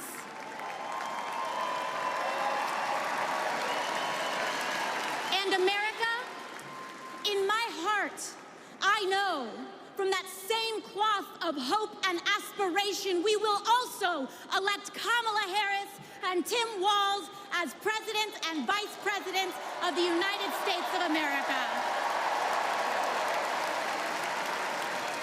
I am here tonight because America has before us a rare and precious opportunity. In Kamala Harris, we have a chance to elect a president who is for the middle class because she is from the middle class. She understands the urgency of rent checks and groceries and prescriptions. She is as committed to our reproductive and civil rights as she is to taking on corporate greed. And she is working tirelessly to secure a ceasefire in Gaza and bringing hostages home. So, is she? I mean, I don't know why she said that. I don't know if we know that or not. That was, in my estimation, this is the worst room to be saying this. There's so many creators for Kamala around me right now, but honestly, I don't know. Like, I don't know what she knows that I don't, but if there is a genuine momentum and a genuine change of pace and a difference coming from the Kamala campaign in terms of what she wants to do differently, she should communicate it. She should say her piece. She should be out and about it. Okay?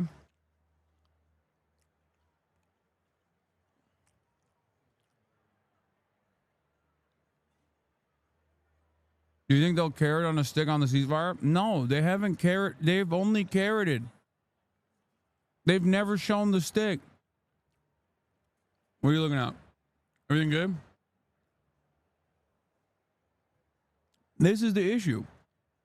There is a stick there, but they've done the bear hug strategy and have not strayed away from the bear hug strategy. Okay? That's just objectively the truth. That's all they've done. If there's a change of pace, if there's a different method, I haven't seen it.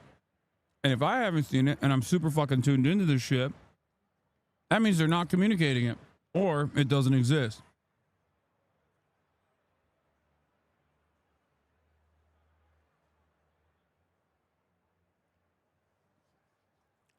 The notion that like Benjamin Netanyahu will attack Iran and draw America into this battle because Kamala Harris came out and actually put like a firm commitment to the ceasefire negotiations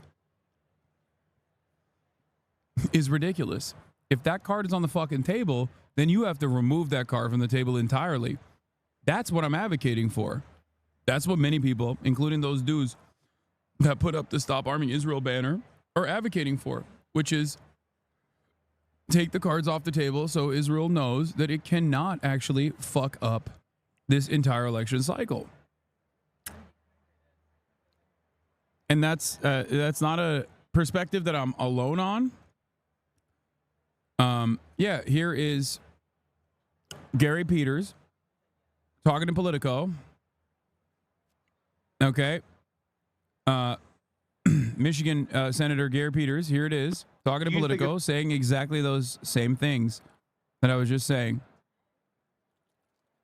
It's important that Vice President Harris show that there are some differences or at least distinctions between her policy when it comes to the Middle East and Gaza with President Biden. Well, it shows that she's her own person. She thinks her own way. She ought to do that, you think? Yes, she is going to be our next president, and she has to start telling folks this is where she comes from, what she believes in, and that's going to be natural. So there's going to be things that she agrees. There's going to be things you don't agree. And when it comes to Michigan, though, you think it's important for her to show that distinction on her views toward Gaza with President Biden? Yeah, if she has those views, she has to be clear about whatever those views are. She'll have to make. Doesn't she? Yeah, and I think she has differences, Yeah. and she'll talk about it. Back to authenticity. Be who you are. Yeah. Be what's in your gut. Tell us what motivates you, what drives you. People want to see that. Will you convey to her at some point in the next couple of weeks that she ought to do that? Yes. Oh, if I have a chance to, yeah. I'm sure you will. Yeah. So what is this? My guess is if they were going to make a stance, they couldn't do it in the lead up to 8/15 start of negotiations. They can't do it during the negotiations, so maybe after, assuming they don't succeed. If these negotiations fall apart, which it seemingly is the same exact fucking holding pattern that the Democratic Party has been like comfortable with in terms of like Israel constantly being like, yeah, we're gonna add new conditions, and also we're still not gonna say yes to the new conditions that we've added, right? If that's the case, then the negotiations are going to fail, and then Iran is going to inevitably retaliate. If Iran inevitably retaliates, it is entirely in Israel's hands to respond in kind, or obviously respond with an escalation, because it won't just be Iran retaliating. It's going to be Lebanon. It's going to be Hezbollah.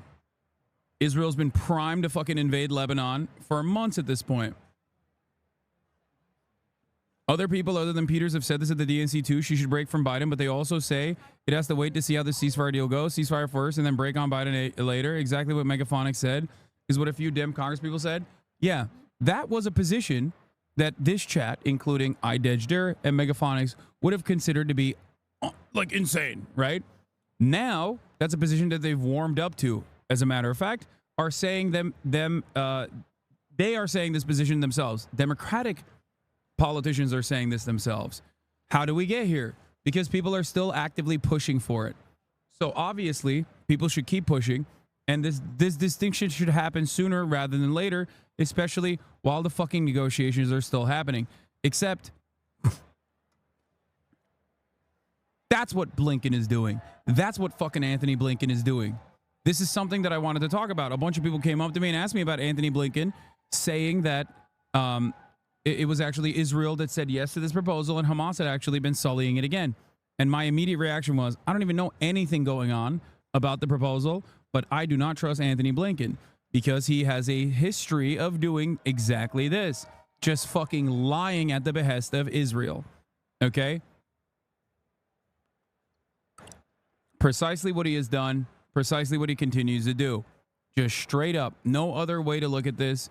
Just openly fucking lying. Lying to the media, lying to the Western press, specifically at the behest of Israel, outflanking Israel at times, outflanking the Israeli officials to a degree that even yesterday, according to Axios reporting, last night after Anthony Blinken came out and said Israel actually agreed to the terms and conditions of the ceasefire, which they had actually fucking tried to manipulate and change the terms and conditions on, which Hamas said no to because obviously it's not the same fucking ceasefire process that they originally put forward in March and reiterated their commitment to time and time again. Anthony Blinken just came out and just openly fucking lied. Okay? Blinken is literally just Netanyahu's personal lawyer. He will go against Israeli officials to defend Netanyahu. Exactly. It's just crazy. It is so ridiculous. And guess what? There is actually an impact in Western media to this because of how consistently he has done this, because he did this over and over again. This is not the first time, not the second time, nor is it the fucking fourth time that Anthony Blinken has outflanked Israeli officials and like routinely lied to Western media about how this is actually Hamas that's sullying the deal. It's actually Israel that is agreeing to this proposal, blah, blah, blah. So much so that even on fucking NPR. Oh, shit. So much so that even on NPR earlier this morning, they said something that I've never... Yeah, they just dropped the fucking glizzy thing. Okay, calm down. It's fine. On NPR this morning, I heard them openly say Anthony Blinken has often been at odds with Israeli officials in terms of claiming that Israel has agreed to a ceasefire proposal. That is literally, that's it. You have gone so fucking far in your in how many times you have lied to the American press that even these guys that would normally fucking collaborate with you willingly, okay? Even those guys are like, okay, well, we have to save face.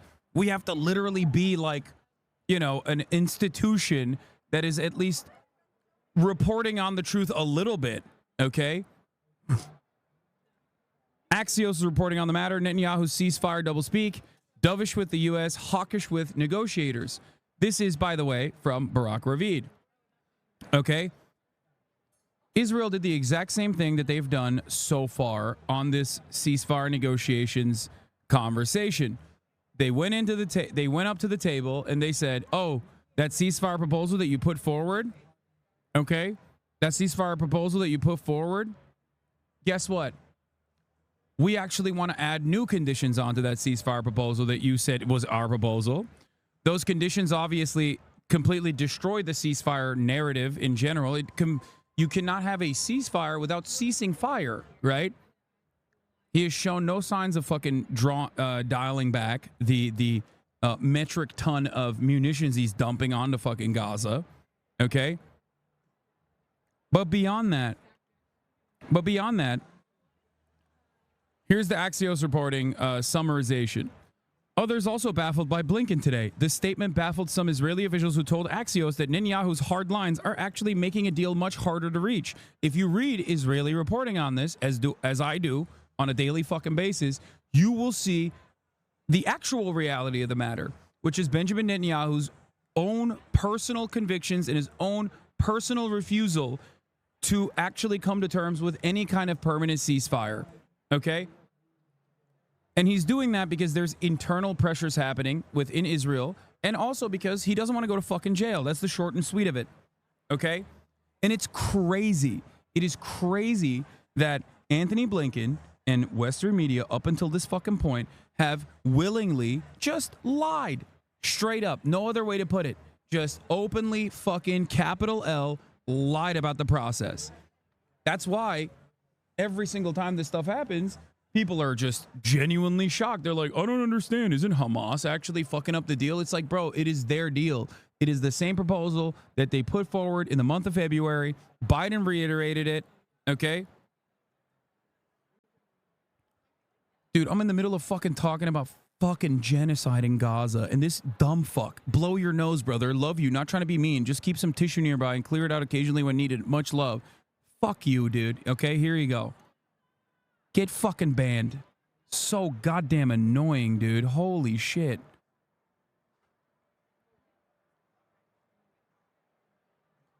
That is a wild fucking thing, dude. Holy fuck.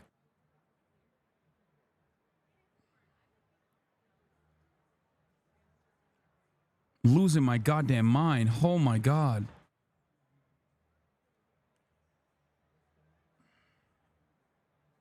You're surrounded by this media. Can you talk to them about some of this? No, because the media that I'm surrounded by are all of my fucking friends. Okay? They already are in agreement with me and they know how this stuff works. You think I'm like surrounded by fucking Jake Tapper? What are you, crazy? You think he's gonna listen to me? You think I'm gonna talk to fucking Wolf Blitzer and shit?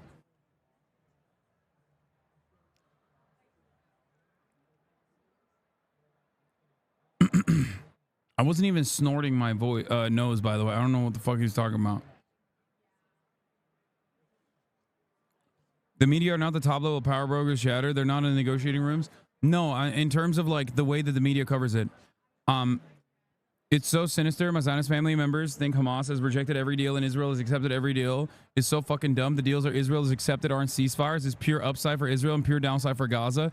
Meanwhile, Hamas has literally said they support the original White House 3-phase proposal, which would actually be a win-win for both sides. Exactly. But that's the reason why the media does what it's doing. That's the reason why Anthony Blinken keeps repeating over and over again that it's actually not Israel but Hamas that are ruining the proposals. And because Hamas obviously is a terror group and blah, blah, blah, that it doesn't fucking matter. You know what I mean? It's just like you cannot get people over... You cannot get people over a certain age demographic to actually to actually come to terms with that. They just can't. This is Oslo Accords all over again. Yes. The difference, however, in this circumstance is that there is too much of a diversity of media. There's too much of a democratization of information dissemination. So obviously it's impossible to keep up that narrative in the same way that you could in previous generations, right? There was no HasanAbi equivalent, you know what I mean? And it's not just me, obviously. There's no TikTok equivalent. There's none of that back in the day. So whatever people said about the deal went. And even though there were many books written about the matter, obviously showcasing that the American position that was awfully defensive of Israel's interests, and like routinely Israel sullied the talks, and then they could just like openly fucking lie and say it was actually the Palestinian envoys that broke the peace talks. It didn't fucking matter because most people don't read those books. You know how we say, you know how I always say like perception becomes reality? That was still the case back then as well. And you could cultivate a perception and a different frame of an issue that is like dead on, dead the rights, completely busted and one-sided. And it still wouldn't matter because there was a couple outlets. They are all the only people that are covering the news, and they could just frame your reality in whichever way they wanted to.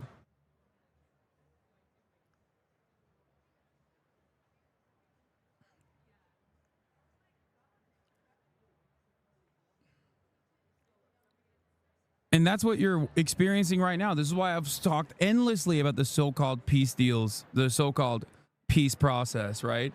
I call it the so-called peace process for this reason, because that process was simply to basically extend a cynical olive branch that was used by the Israeli right to continue settlement expansion in the West Bank. Okay? And that's precisely what's going on. And this right here, this conversation, this back and forth going on is a continuation of that. They're like, oh yeah, we're trying to do a ceasefire. We're trying to do a peace talk. Oh yeah, Israel wants to do it. Netanyahu is totally down. Like Anthony Blinken openly coming out and just fucking saying that Benjamin Netanyahu agreed to a new deal, a new ceasefire deal, when Benjamin Netanyahu obviously didn't, even though the new ceasefire proposal is not even the fucking actual original ceasefire proposal. It is a new deal that they have also tried to fuck up deliberately. Like the Israeli envoys have added poison pills onto because they're getting pressured by Benjamin Netanyahu that they can't make certain concessions to the Palestinian side. The Philadelphia corridor, the Netzarim corridor, these are areas that are currently occupied by the Israeli occupying force. These areas need to be cleared of Israeli occupying force. That is a major point of contention with Benjamin Netanyahu. He's like, no, we're going to have permanent occupation in the fucking literal Rafah border with Egypt. That's ridiculous.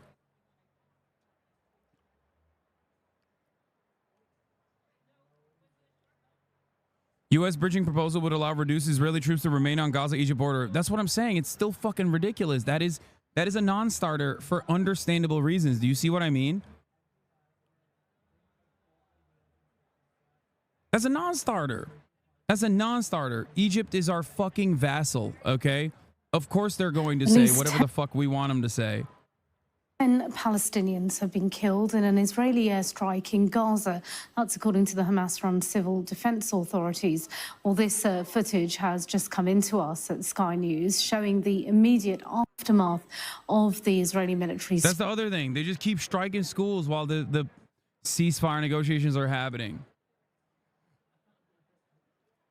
Like, could you imagine if Iran struck Israel? Do you think the ceasefire negotiations would continue? Obviously, this is so one-sided and is so slanted in one direction where Israel can continue pummeling Gaza and still act like they're interested in a real ceasefire proposal. Israel literally killed the fucking principal negotiator on the Palestinian side, and they're like, oh, we're still trying to do a ceasefire proposal. Anthony Blinken is saying, oh, Israel's committed to the ceasefire process, actually. Bro, they fucking killed the principal negotiator, and they've blown up like 3 schools, killing 100 people in one of them. Like these past 2 weeks. What a fucking ridiculous assessment to make. It denies abject reality that anyone and everyone can see with their own 2 fucking eyes if they pay even a little bit of attention to it, right? It's so glaringly obvious what's going on. Strike on the school in Gaza City. The strike hit the school in the west of Gaza this morning. The IDF says Hamas militants were operating from the compound. Well, local authorities in Gaza say a number of families were sheltering in the school where 10 people have been killed. Hamas have denied the allegations it was using the compound for military purposes.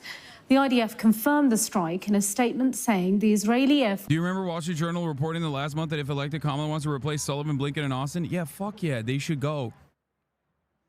Fuck Kirby, fuck Sullivan, fuck Blinken, fuck Lloyd Austin as well. They're all bad. I mean, Lloyd Austin is like the least bad out of all of them, and he's still pretty fucking bad.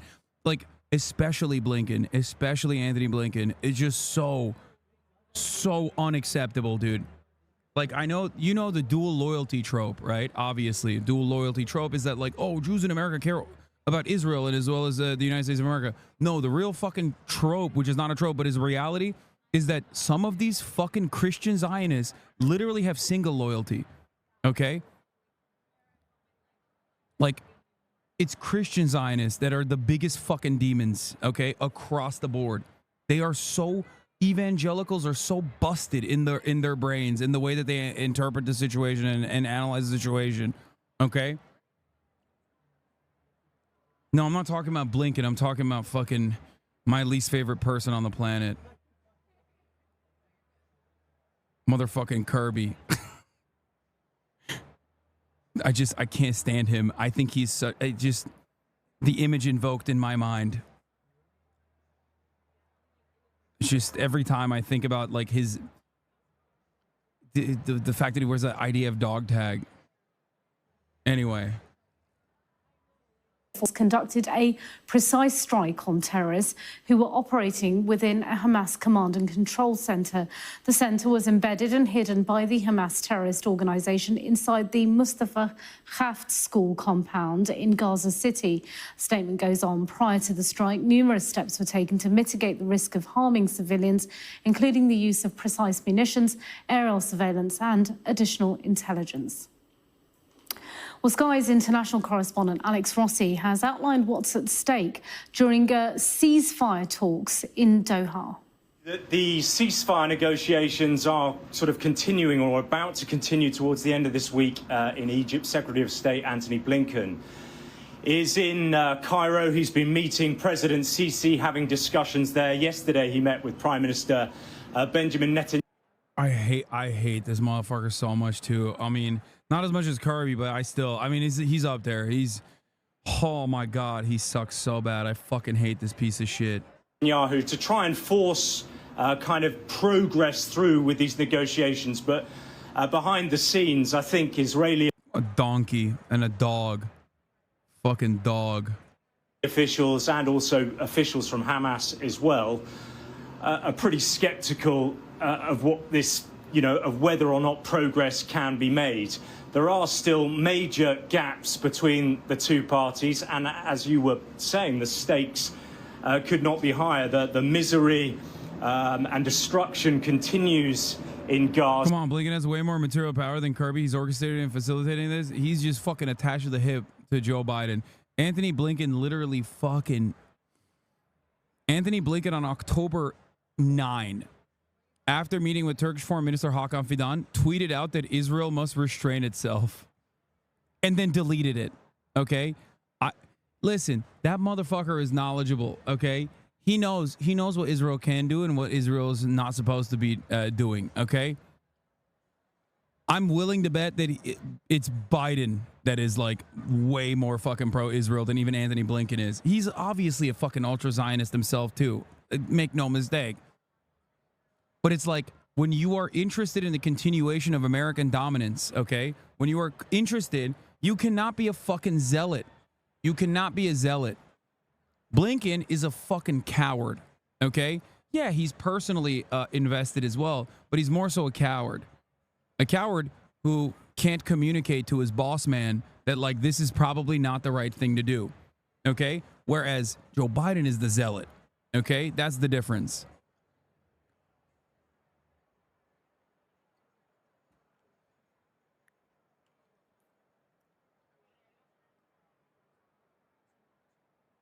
Anyway.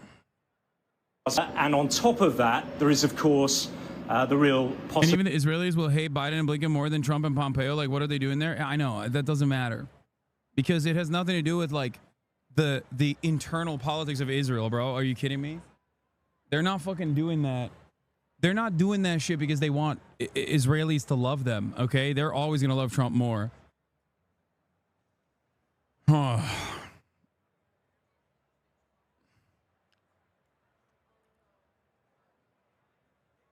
It's hilarious to me how you're shitting on the administration while they're in the building. Oh, they're all in the building with you. I mean, it's okay, dude. It's called freedom of speech, baby. It's the United States of America. I need another glizzy, bro. I'm still hungry as fuck. I need another glizzy like you need a 3-minute ad break at the top of the hour, which is not at all. And you can avoid it by subscribing for $5 or for free with the Twitch Prime. Here's the 3-minute ad break now, bitch. Of a wider regional escalation. We've had actually, in the last hour or so, some comments from Hamas. The US President Joe Biden has accused them of backing away from the deal. This is the original deal known as the Biden proposal that was put forward in late May. But Hamas are saying that that is misleading and doesn't really reflect their position at all.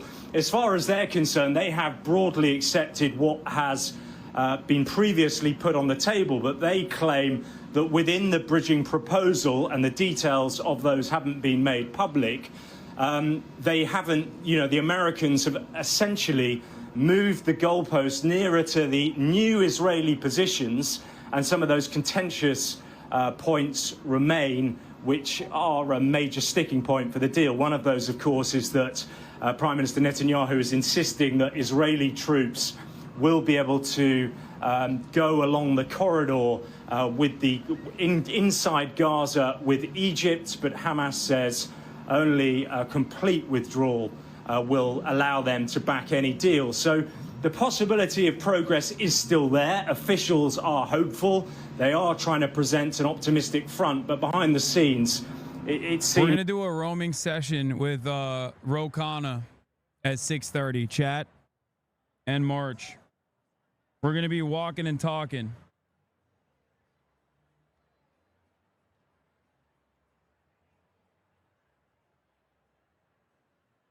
I don't even know what the fuck I'm eating, bro. I'm just so desperate. I'm so desperate for protein.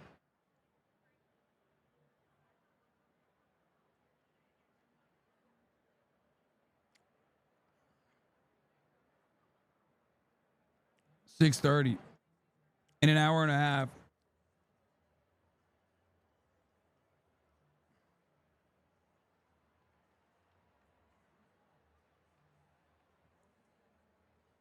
I heard you met Ginger Mike from PA. I did.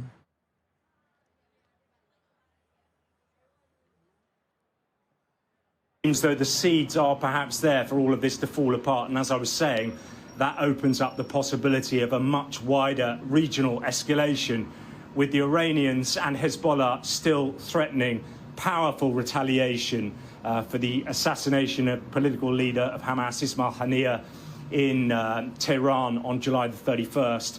And hours before that, the elimination by an Israeli airstrike of a senior Hezbollah commander, Fuad Shakur. So, you know, the possibility of a wider conflagration is still very much there.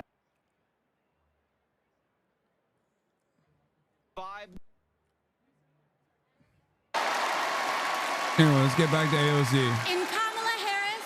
It's so fucking hard for me to not sidestep into Israel and like dive into that issue head first, but we were originally talking about AOC and how she said Kamala Harris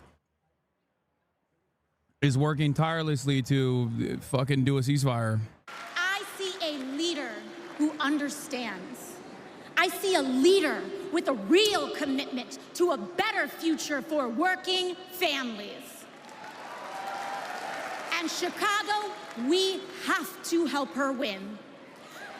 Because we know that Donald Trump would sell this country for $1 if it meant lining his own pockets and greasing the palms of his Wall Street friends. And I, for one, am tired of hearing about how a two-bit union buster thinks of himself as more of a patriot than the woman who fights every single day to lift working people out from under the boots of greed, trampling on our way of life. The truth is, So cooked. Oh my God. you cannot love this country. Lib Twitter comparing AOC to Obama. I know. This is the Obama becoming a star convention speech. I mean, it's true. I think, I hope not all the way.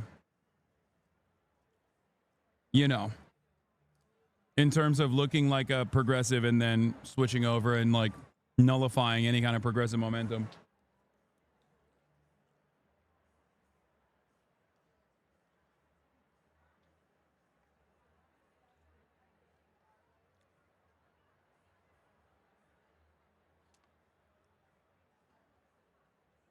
If you only fight for the wealthy and big business. To love this country is to fight for its people. Obama was never progressive. It was always openly a centrist. Yeah. You're right. Openly centrist positions such as I'm going to get health care to all Americans. I'm going to shut down Guantanamo Bay. I'm going to pull out of Iraq. You know, when he said hope and change, he was saying like, you know, I hope that one day we can be more centrist. Bro, come on. We don't need to fucking like reinvent reality here, okay? No, he was a fucking very progressive candidate and a very centrist president, okay? But if you were going to act like he was not a progressive candidate, you're crazy.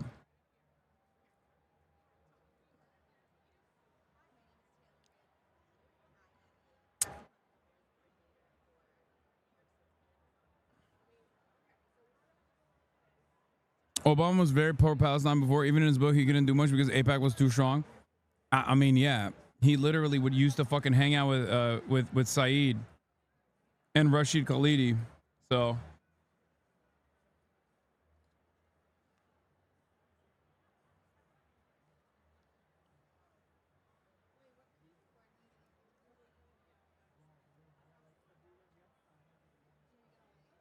I know Steve Kerr mentioned Steph Curry. He did the sleeping emoji. All people, working people, everyday Americans like bartenders and factory workers and fast food cashiers who punch a clock and are on their feet all day in some of the toughest jobs out there. Can people hear me when I'm yelling? You know, ever since I got elected, Republicans have attacked me by saying that I should go back to bartending. But let me tell you, I'm happy to any day of the week because there is nothing wrong with working for a living.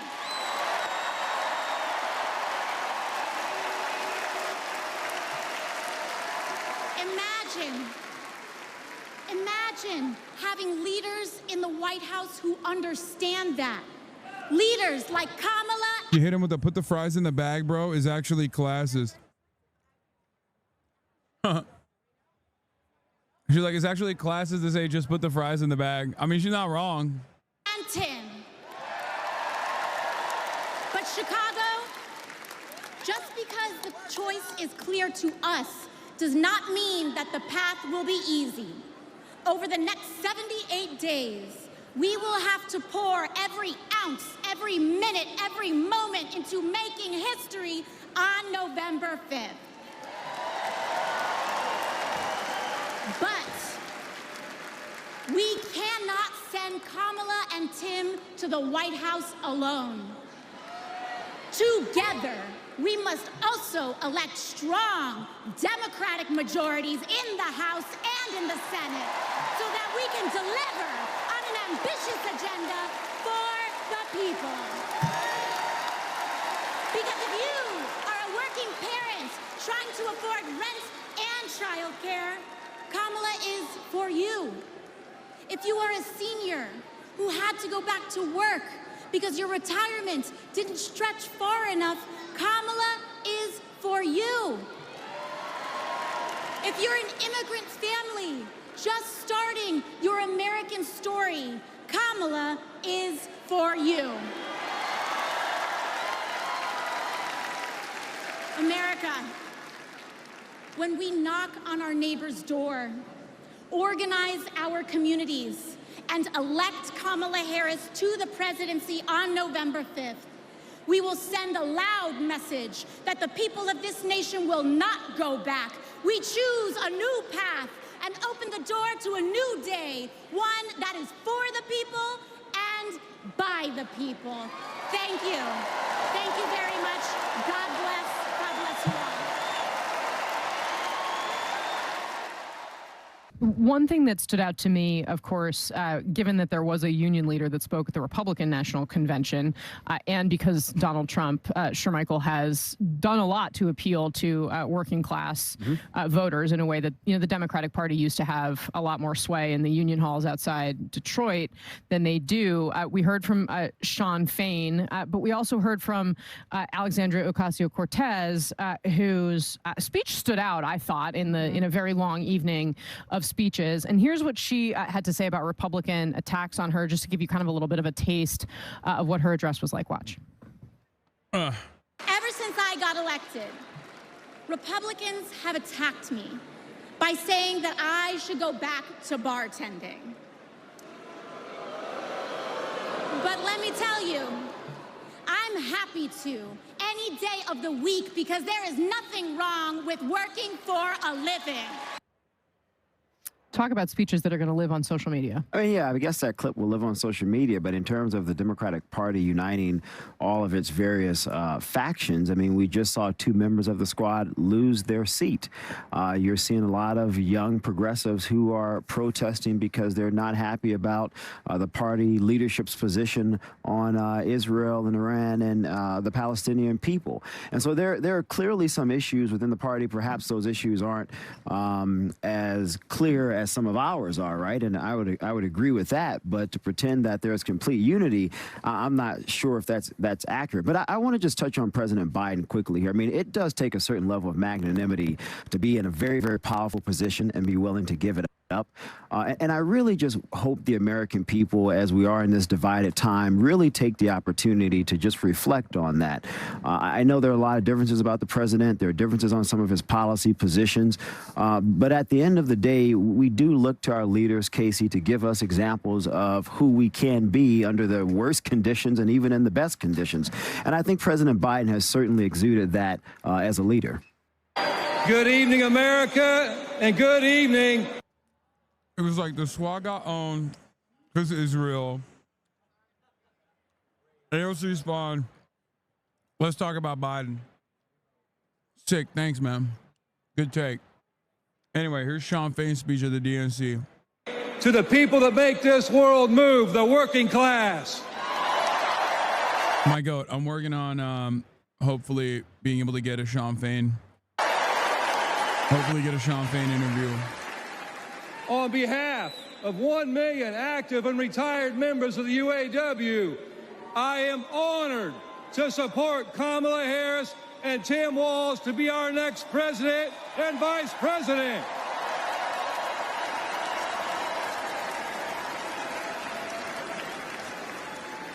And I want to say thank you to Joe Biden for making history by walking the picket line with the UAW.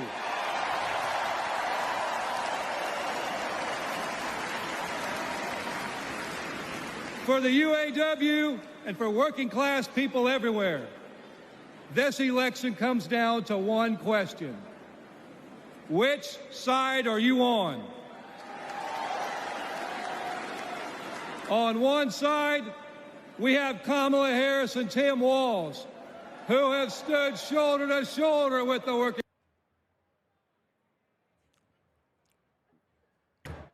Why is everyone at the DNC texting me to get in contact with Hasan the Hum? Boy, get an assistant or answer your DMs. Oh my God. That's so funny. Yes, Alex, lol overruled, is my assistant. It ain't like he got a job right now, bro. Too soon. Too soon. I'm sorry.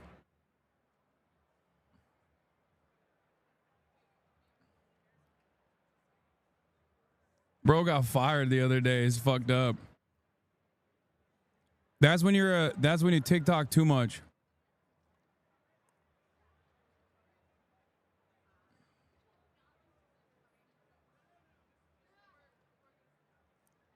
Hey, so that French dude that interviewed you yesterday, I know him IRL. He's not actually French, nor he's a journalist. He's an aspiring comedian from Iowa that's trying to do a French version of Borat or some cringe shit like that. It's a bit and not a funny one. Really?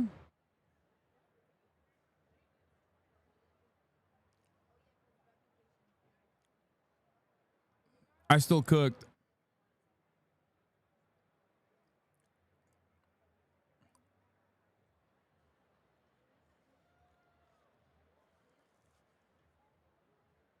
He got fired for a show in the Super Dirty Office? Yeah, I heard.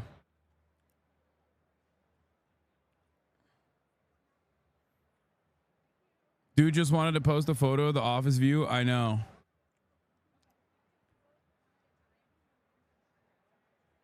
What do you think about the reports that Trump is talking with Netanyahu behind the scenes to prevent a ceasefire to help him win the election?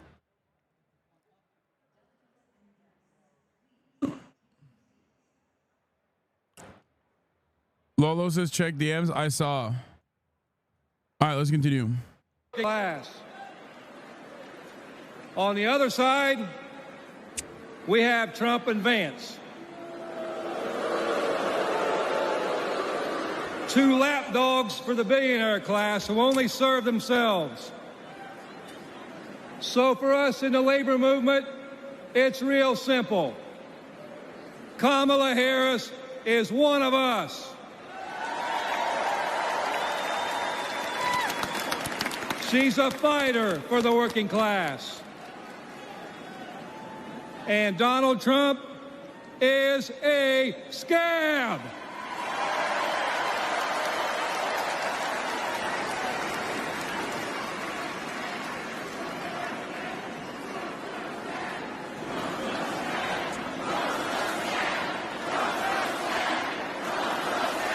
Not a scam, dude. A scab. SCAB. It's a term for those who fucking cross the picket line. How the fuck are there people in this community that don't know this?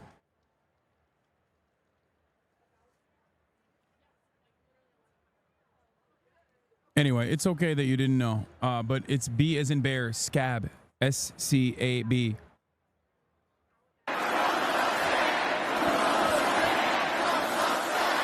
I mean, Trump is a scam too, but, you know, and scum. Did you ever think the union terminology would become so prevalent at the DNC? Maybe in the past. I never would have thought that. I mean, the last like 10 years, I would not have thought so. I mean, it's become almost overnight, like something that people just like take not only for granted, but like expect. The shift from identity politics in 2016 to more labor-focused politics in 2024 is great. Yeah. That's not just my opinion. That's a fact. All we have to do is look at the track record.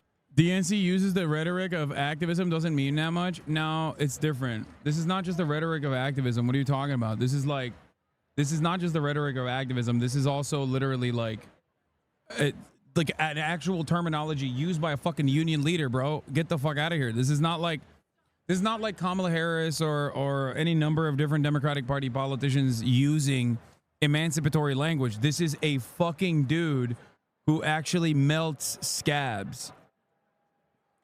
Yeah. Sean Fain doesn't just speak class war, but he also engages in class war. There's a difference between him and a politician that is trying to, I don't know, fucking win favors. A politician is trying to win favors within the base of support. Mike Pillow at the DNC? Oh my God. No fucking way. It's not the machines. That's why we're not having them gone.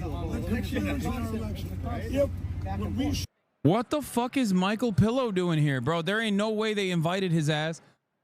March. Mike Pillow is here.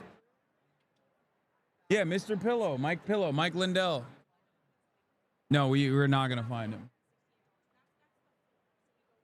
What the fuck? What? Yo, the Democrats invited everybody, bro. Maybe it's not that weird that they let me get in. Yeah, it's not a rhetorical device when it's a literal fucking union leader. It's a promise. Yeah.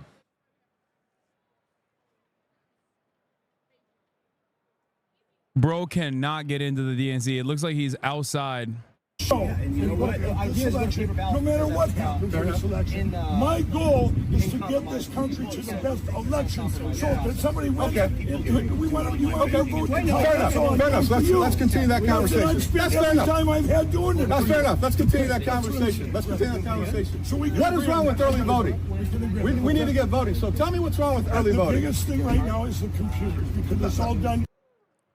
Bro, what's wrong with him? What's wrong with him?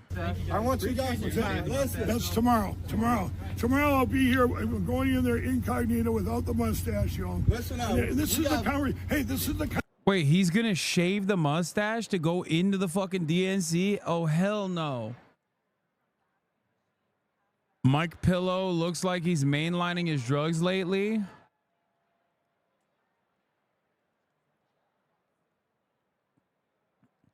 Bro, a little bit of crack dust and this shit is over. You understand me? A little bit of crack, bro. Just a little bit. Oh my God, I should have talked to the fucking dudes last night who were holding. Oh my God. I should have bought crack from them so I can give it to Michael Pillow. That would have been the greatest move of all time. Just think about it, dude. Michael Pillow back on crack would be the coolest person. The only person who became worse after being able to kick a habit so devastating, so lethal, you know? That was a real Bloodborne, like not even Bloodborne, like that was a real From Software side quest moment that I skipped, you know what I mean? I talked to one NPC, but I didn't exhaust the talking options. So now an entire side quest that I had is gone. And that side quiz would have changed the ending of the game dramatically.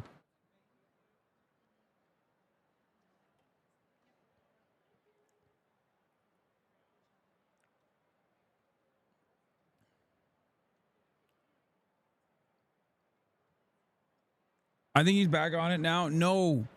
The moment that this man sniffs a little bit of crack, he is immediately dropping this election fraud shit. I promise you. That's his new crack.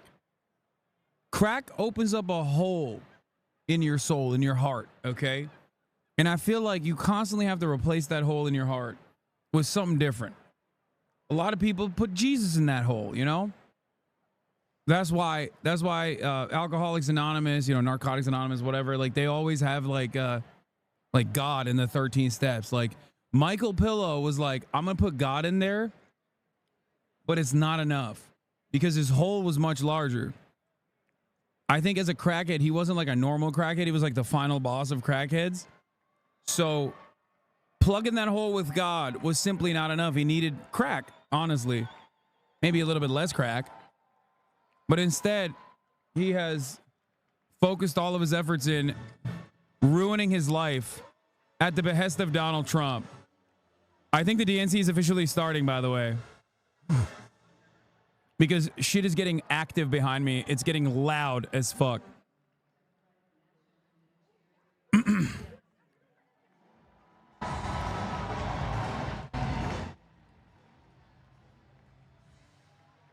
Hold on, I'm gonna look back. Bro, look at this shit. Look at this. This is like happening right behind me, bro.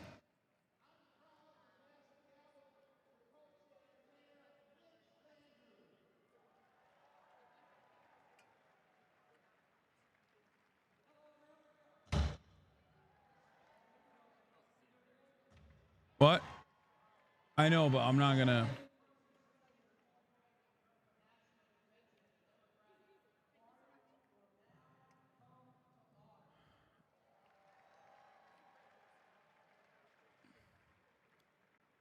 Y'all tell them to keep them things quiet. Keep them quiet. Yeah, I'm gonna be like, turn it down. Turn it down. I'm trying to stream over here, bro. Chill. Hold on. Let me see if I can like pull up the. Does anyone have the live stream? Day 2 beginning now. That's what. Yeah. Bro, look at this. There's a hella delay on this though. Please stand if you are able for this evening's invocation offered by.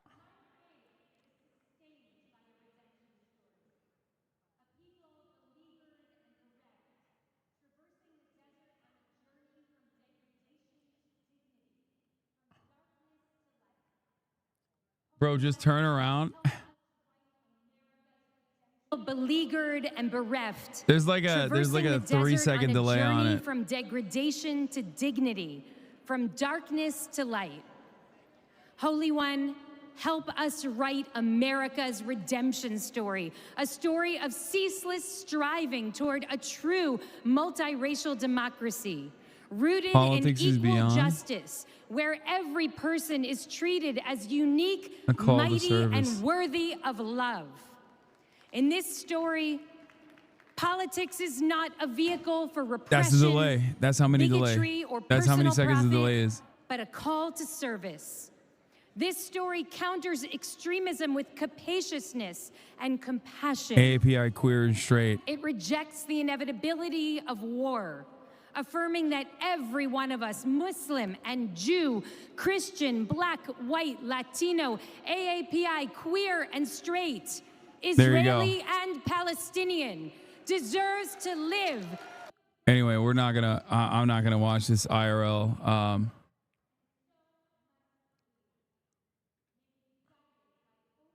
Why aren't you standing? Wait, what the fuck? Did they ask to stand or something? I'm not gonna. What are you, crazy? Hoss, can I get a little laugh about they gave everyone Jill Green signs to hold last Green Jill signs to hold last night? Yeah, like Green Party's Jill Stein.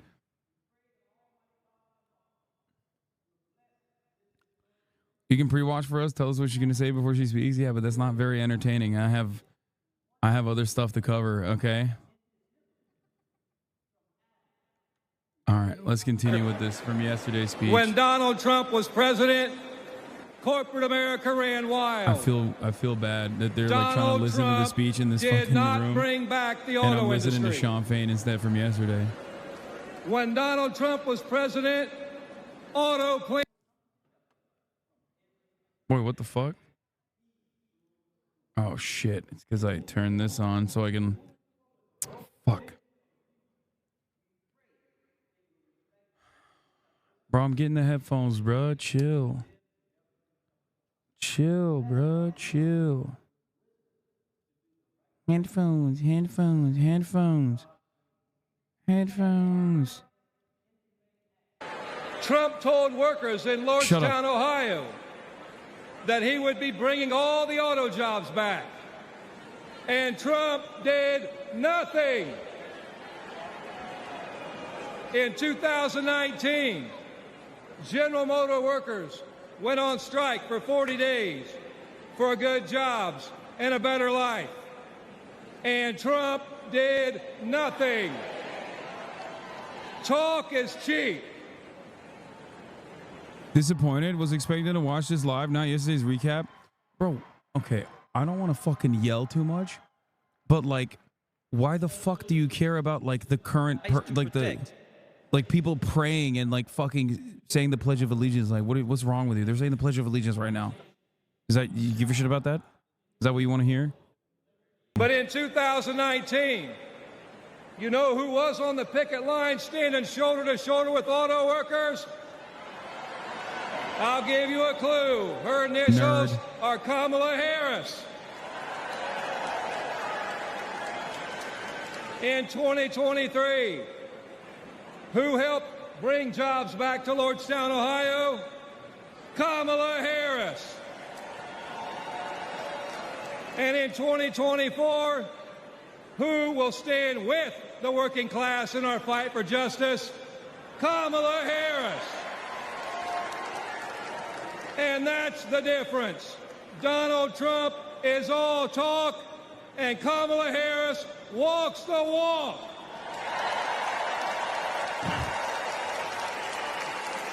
Woo.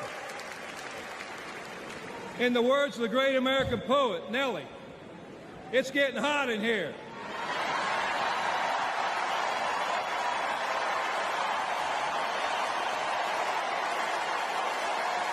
He's a little bit of a cornball himself too, but hey, it's all good. You know what I mean? That's the chairman.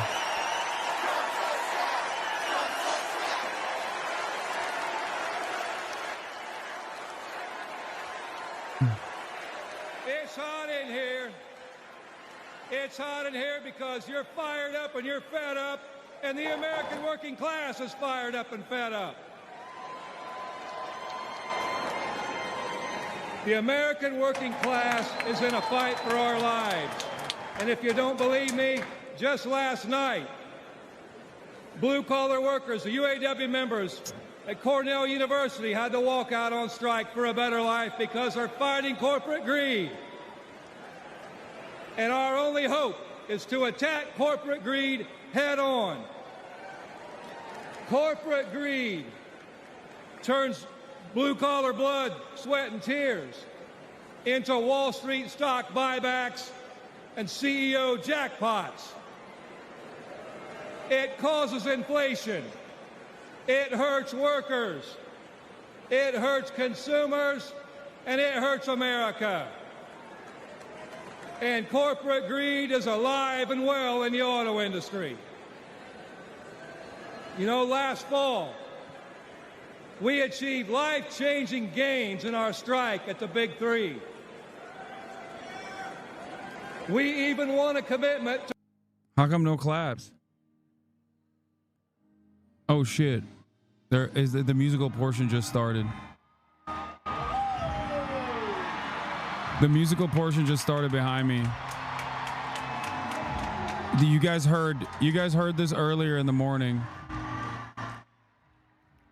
Okay. It's such a weird thing that like there's something so massive happening behind me and I'm trying to fucking pay attention to what the fuck's going on in front of me, but it's like impossible. Here, I'll take off the noise gate for a second so you can hear it.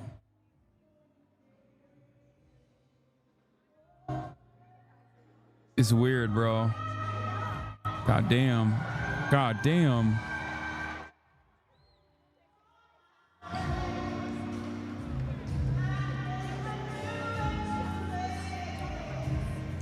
It's Patti LaBelle.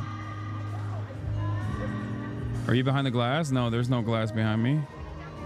That glass is the other box that you're seeing, separating this box from the other one.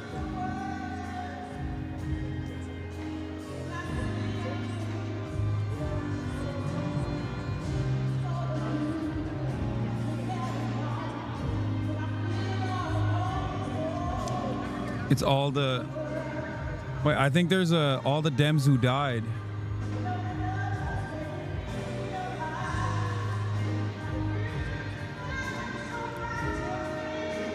It's a VIP box, chat, for the Bulls games. God damn.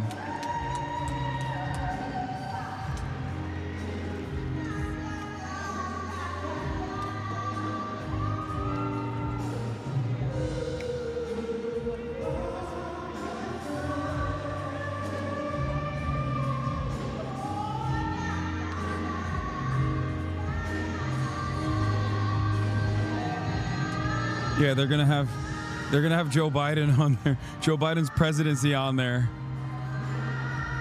R.I.P.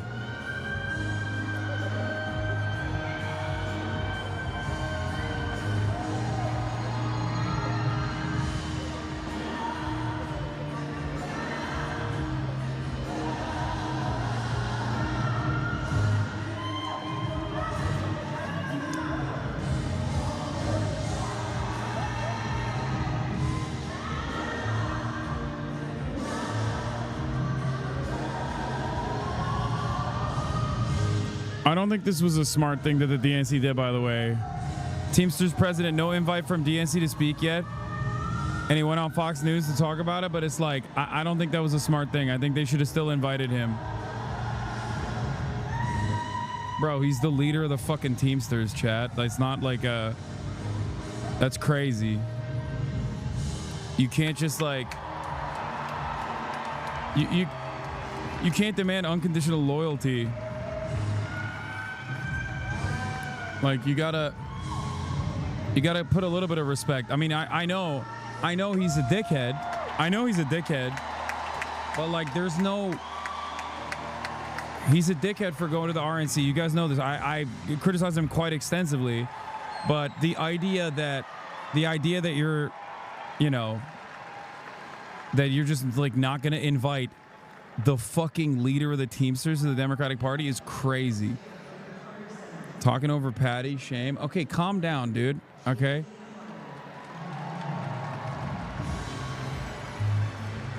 Scab! Donald Trump is all talk, and Kamala Harris walks the walk.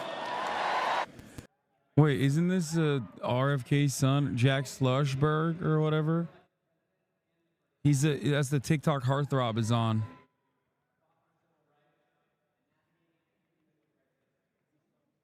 RFK's cousin, my bad. Is his nephew, cousin? Dude, that is betrayal that I find to be abhorrent, okay? Uncle crimes are the worst kind of crimes, okay?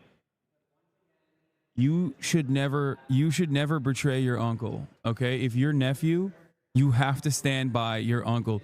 He should be voting for RFK, okay? He should be voting for RFK. Just like I'm voting for Jank.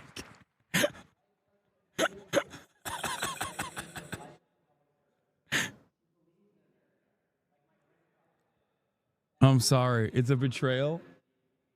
Uncle crimes are the highest form of crimes that you could do. You must always be loyal to your uncle.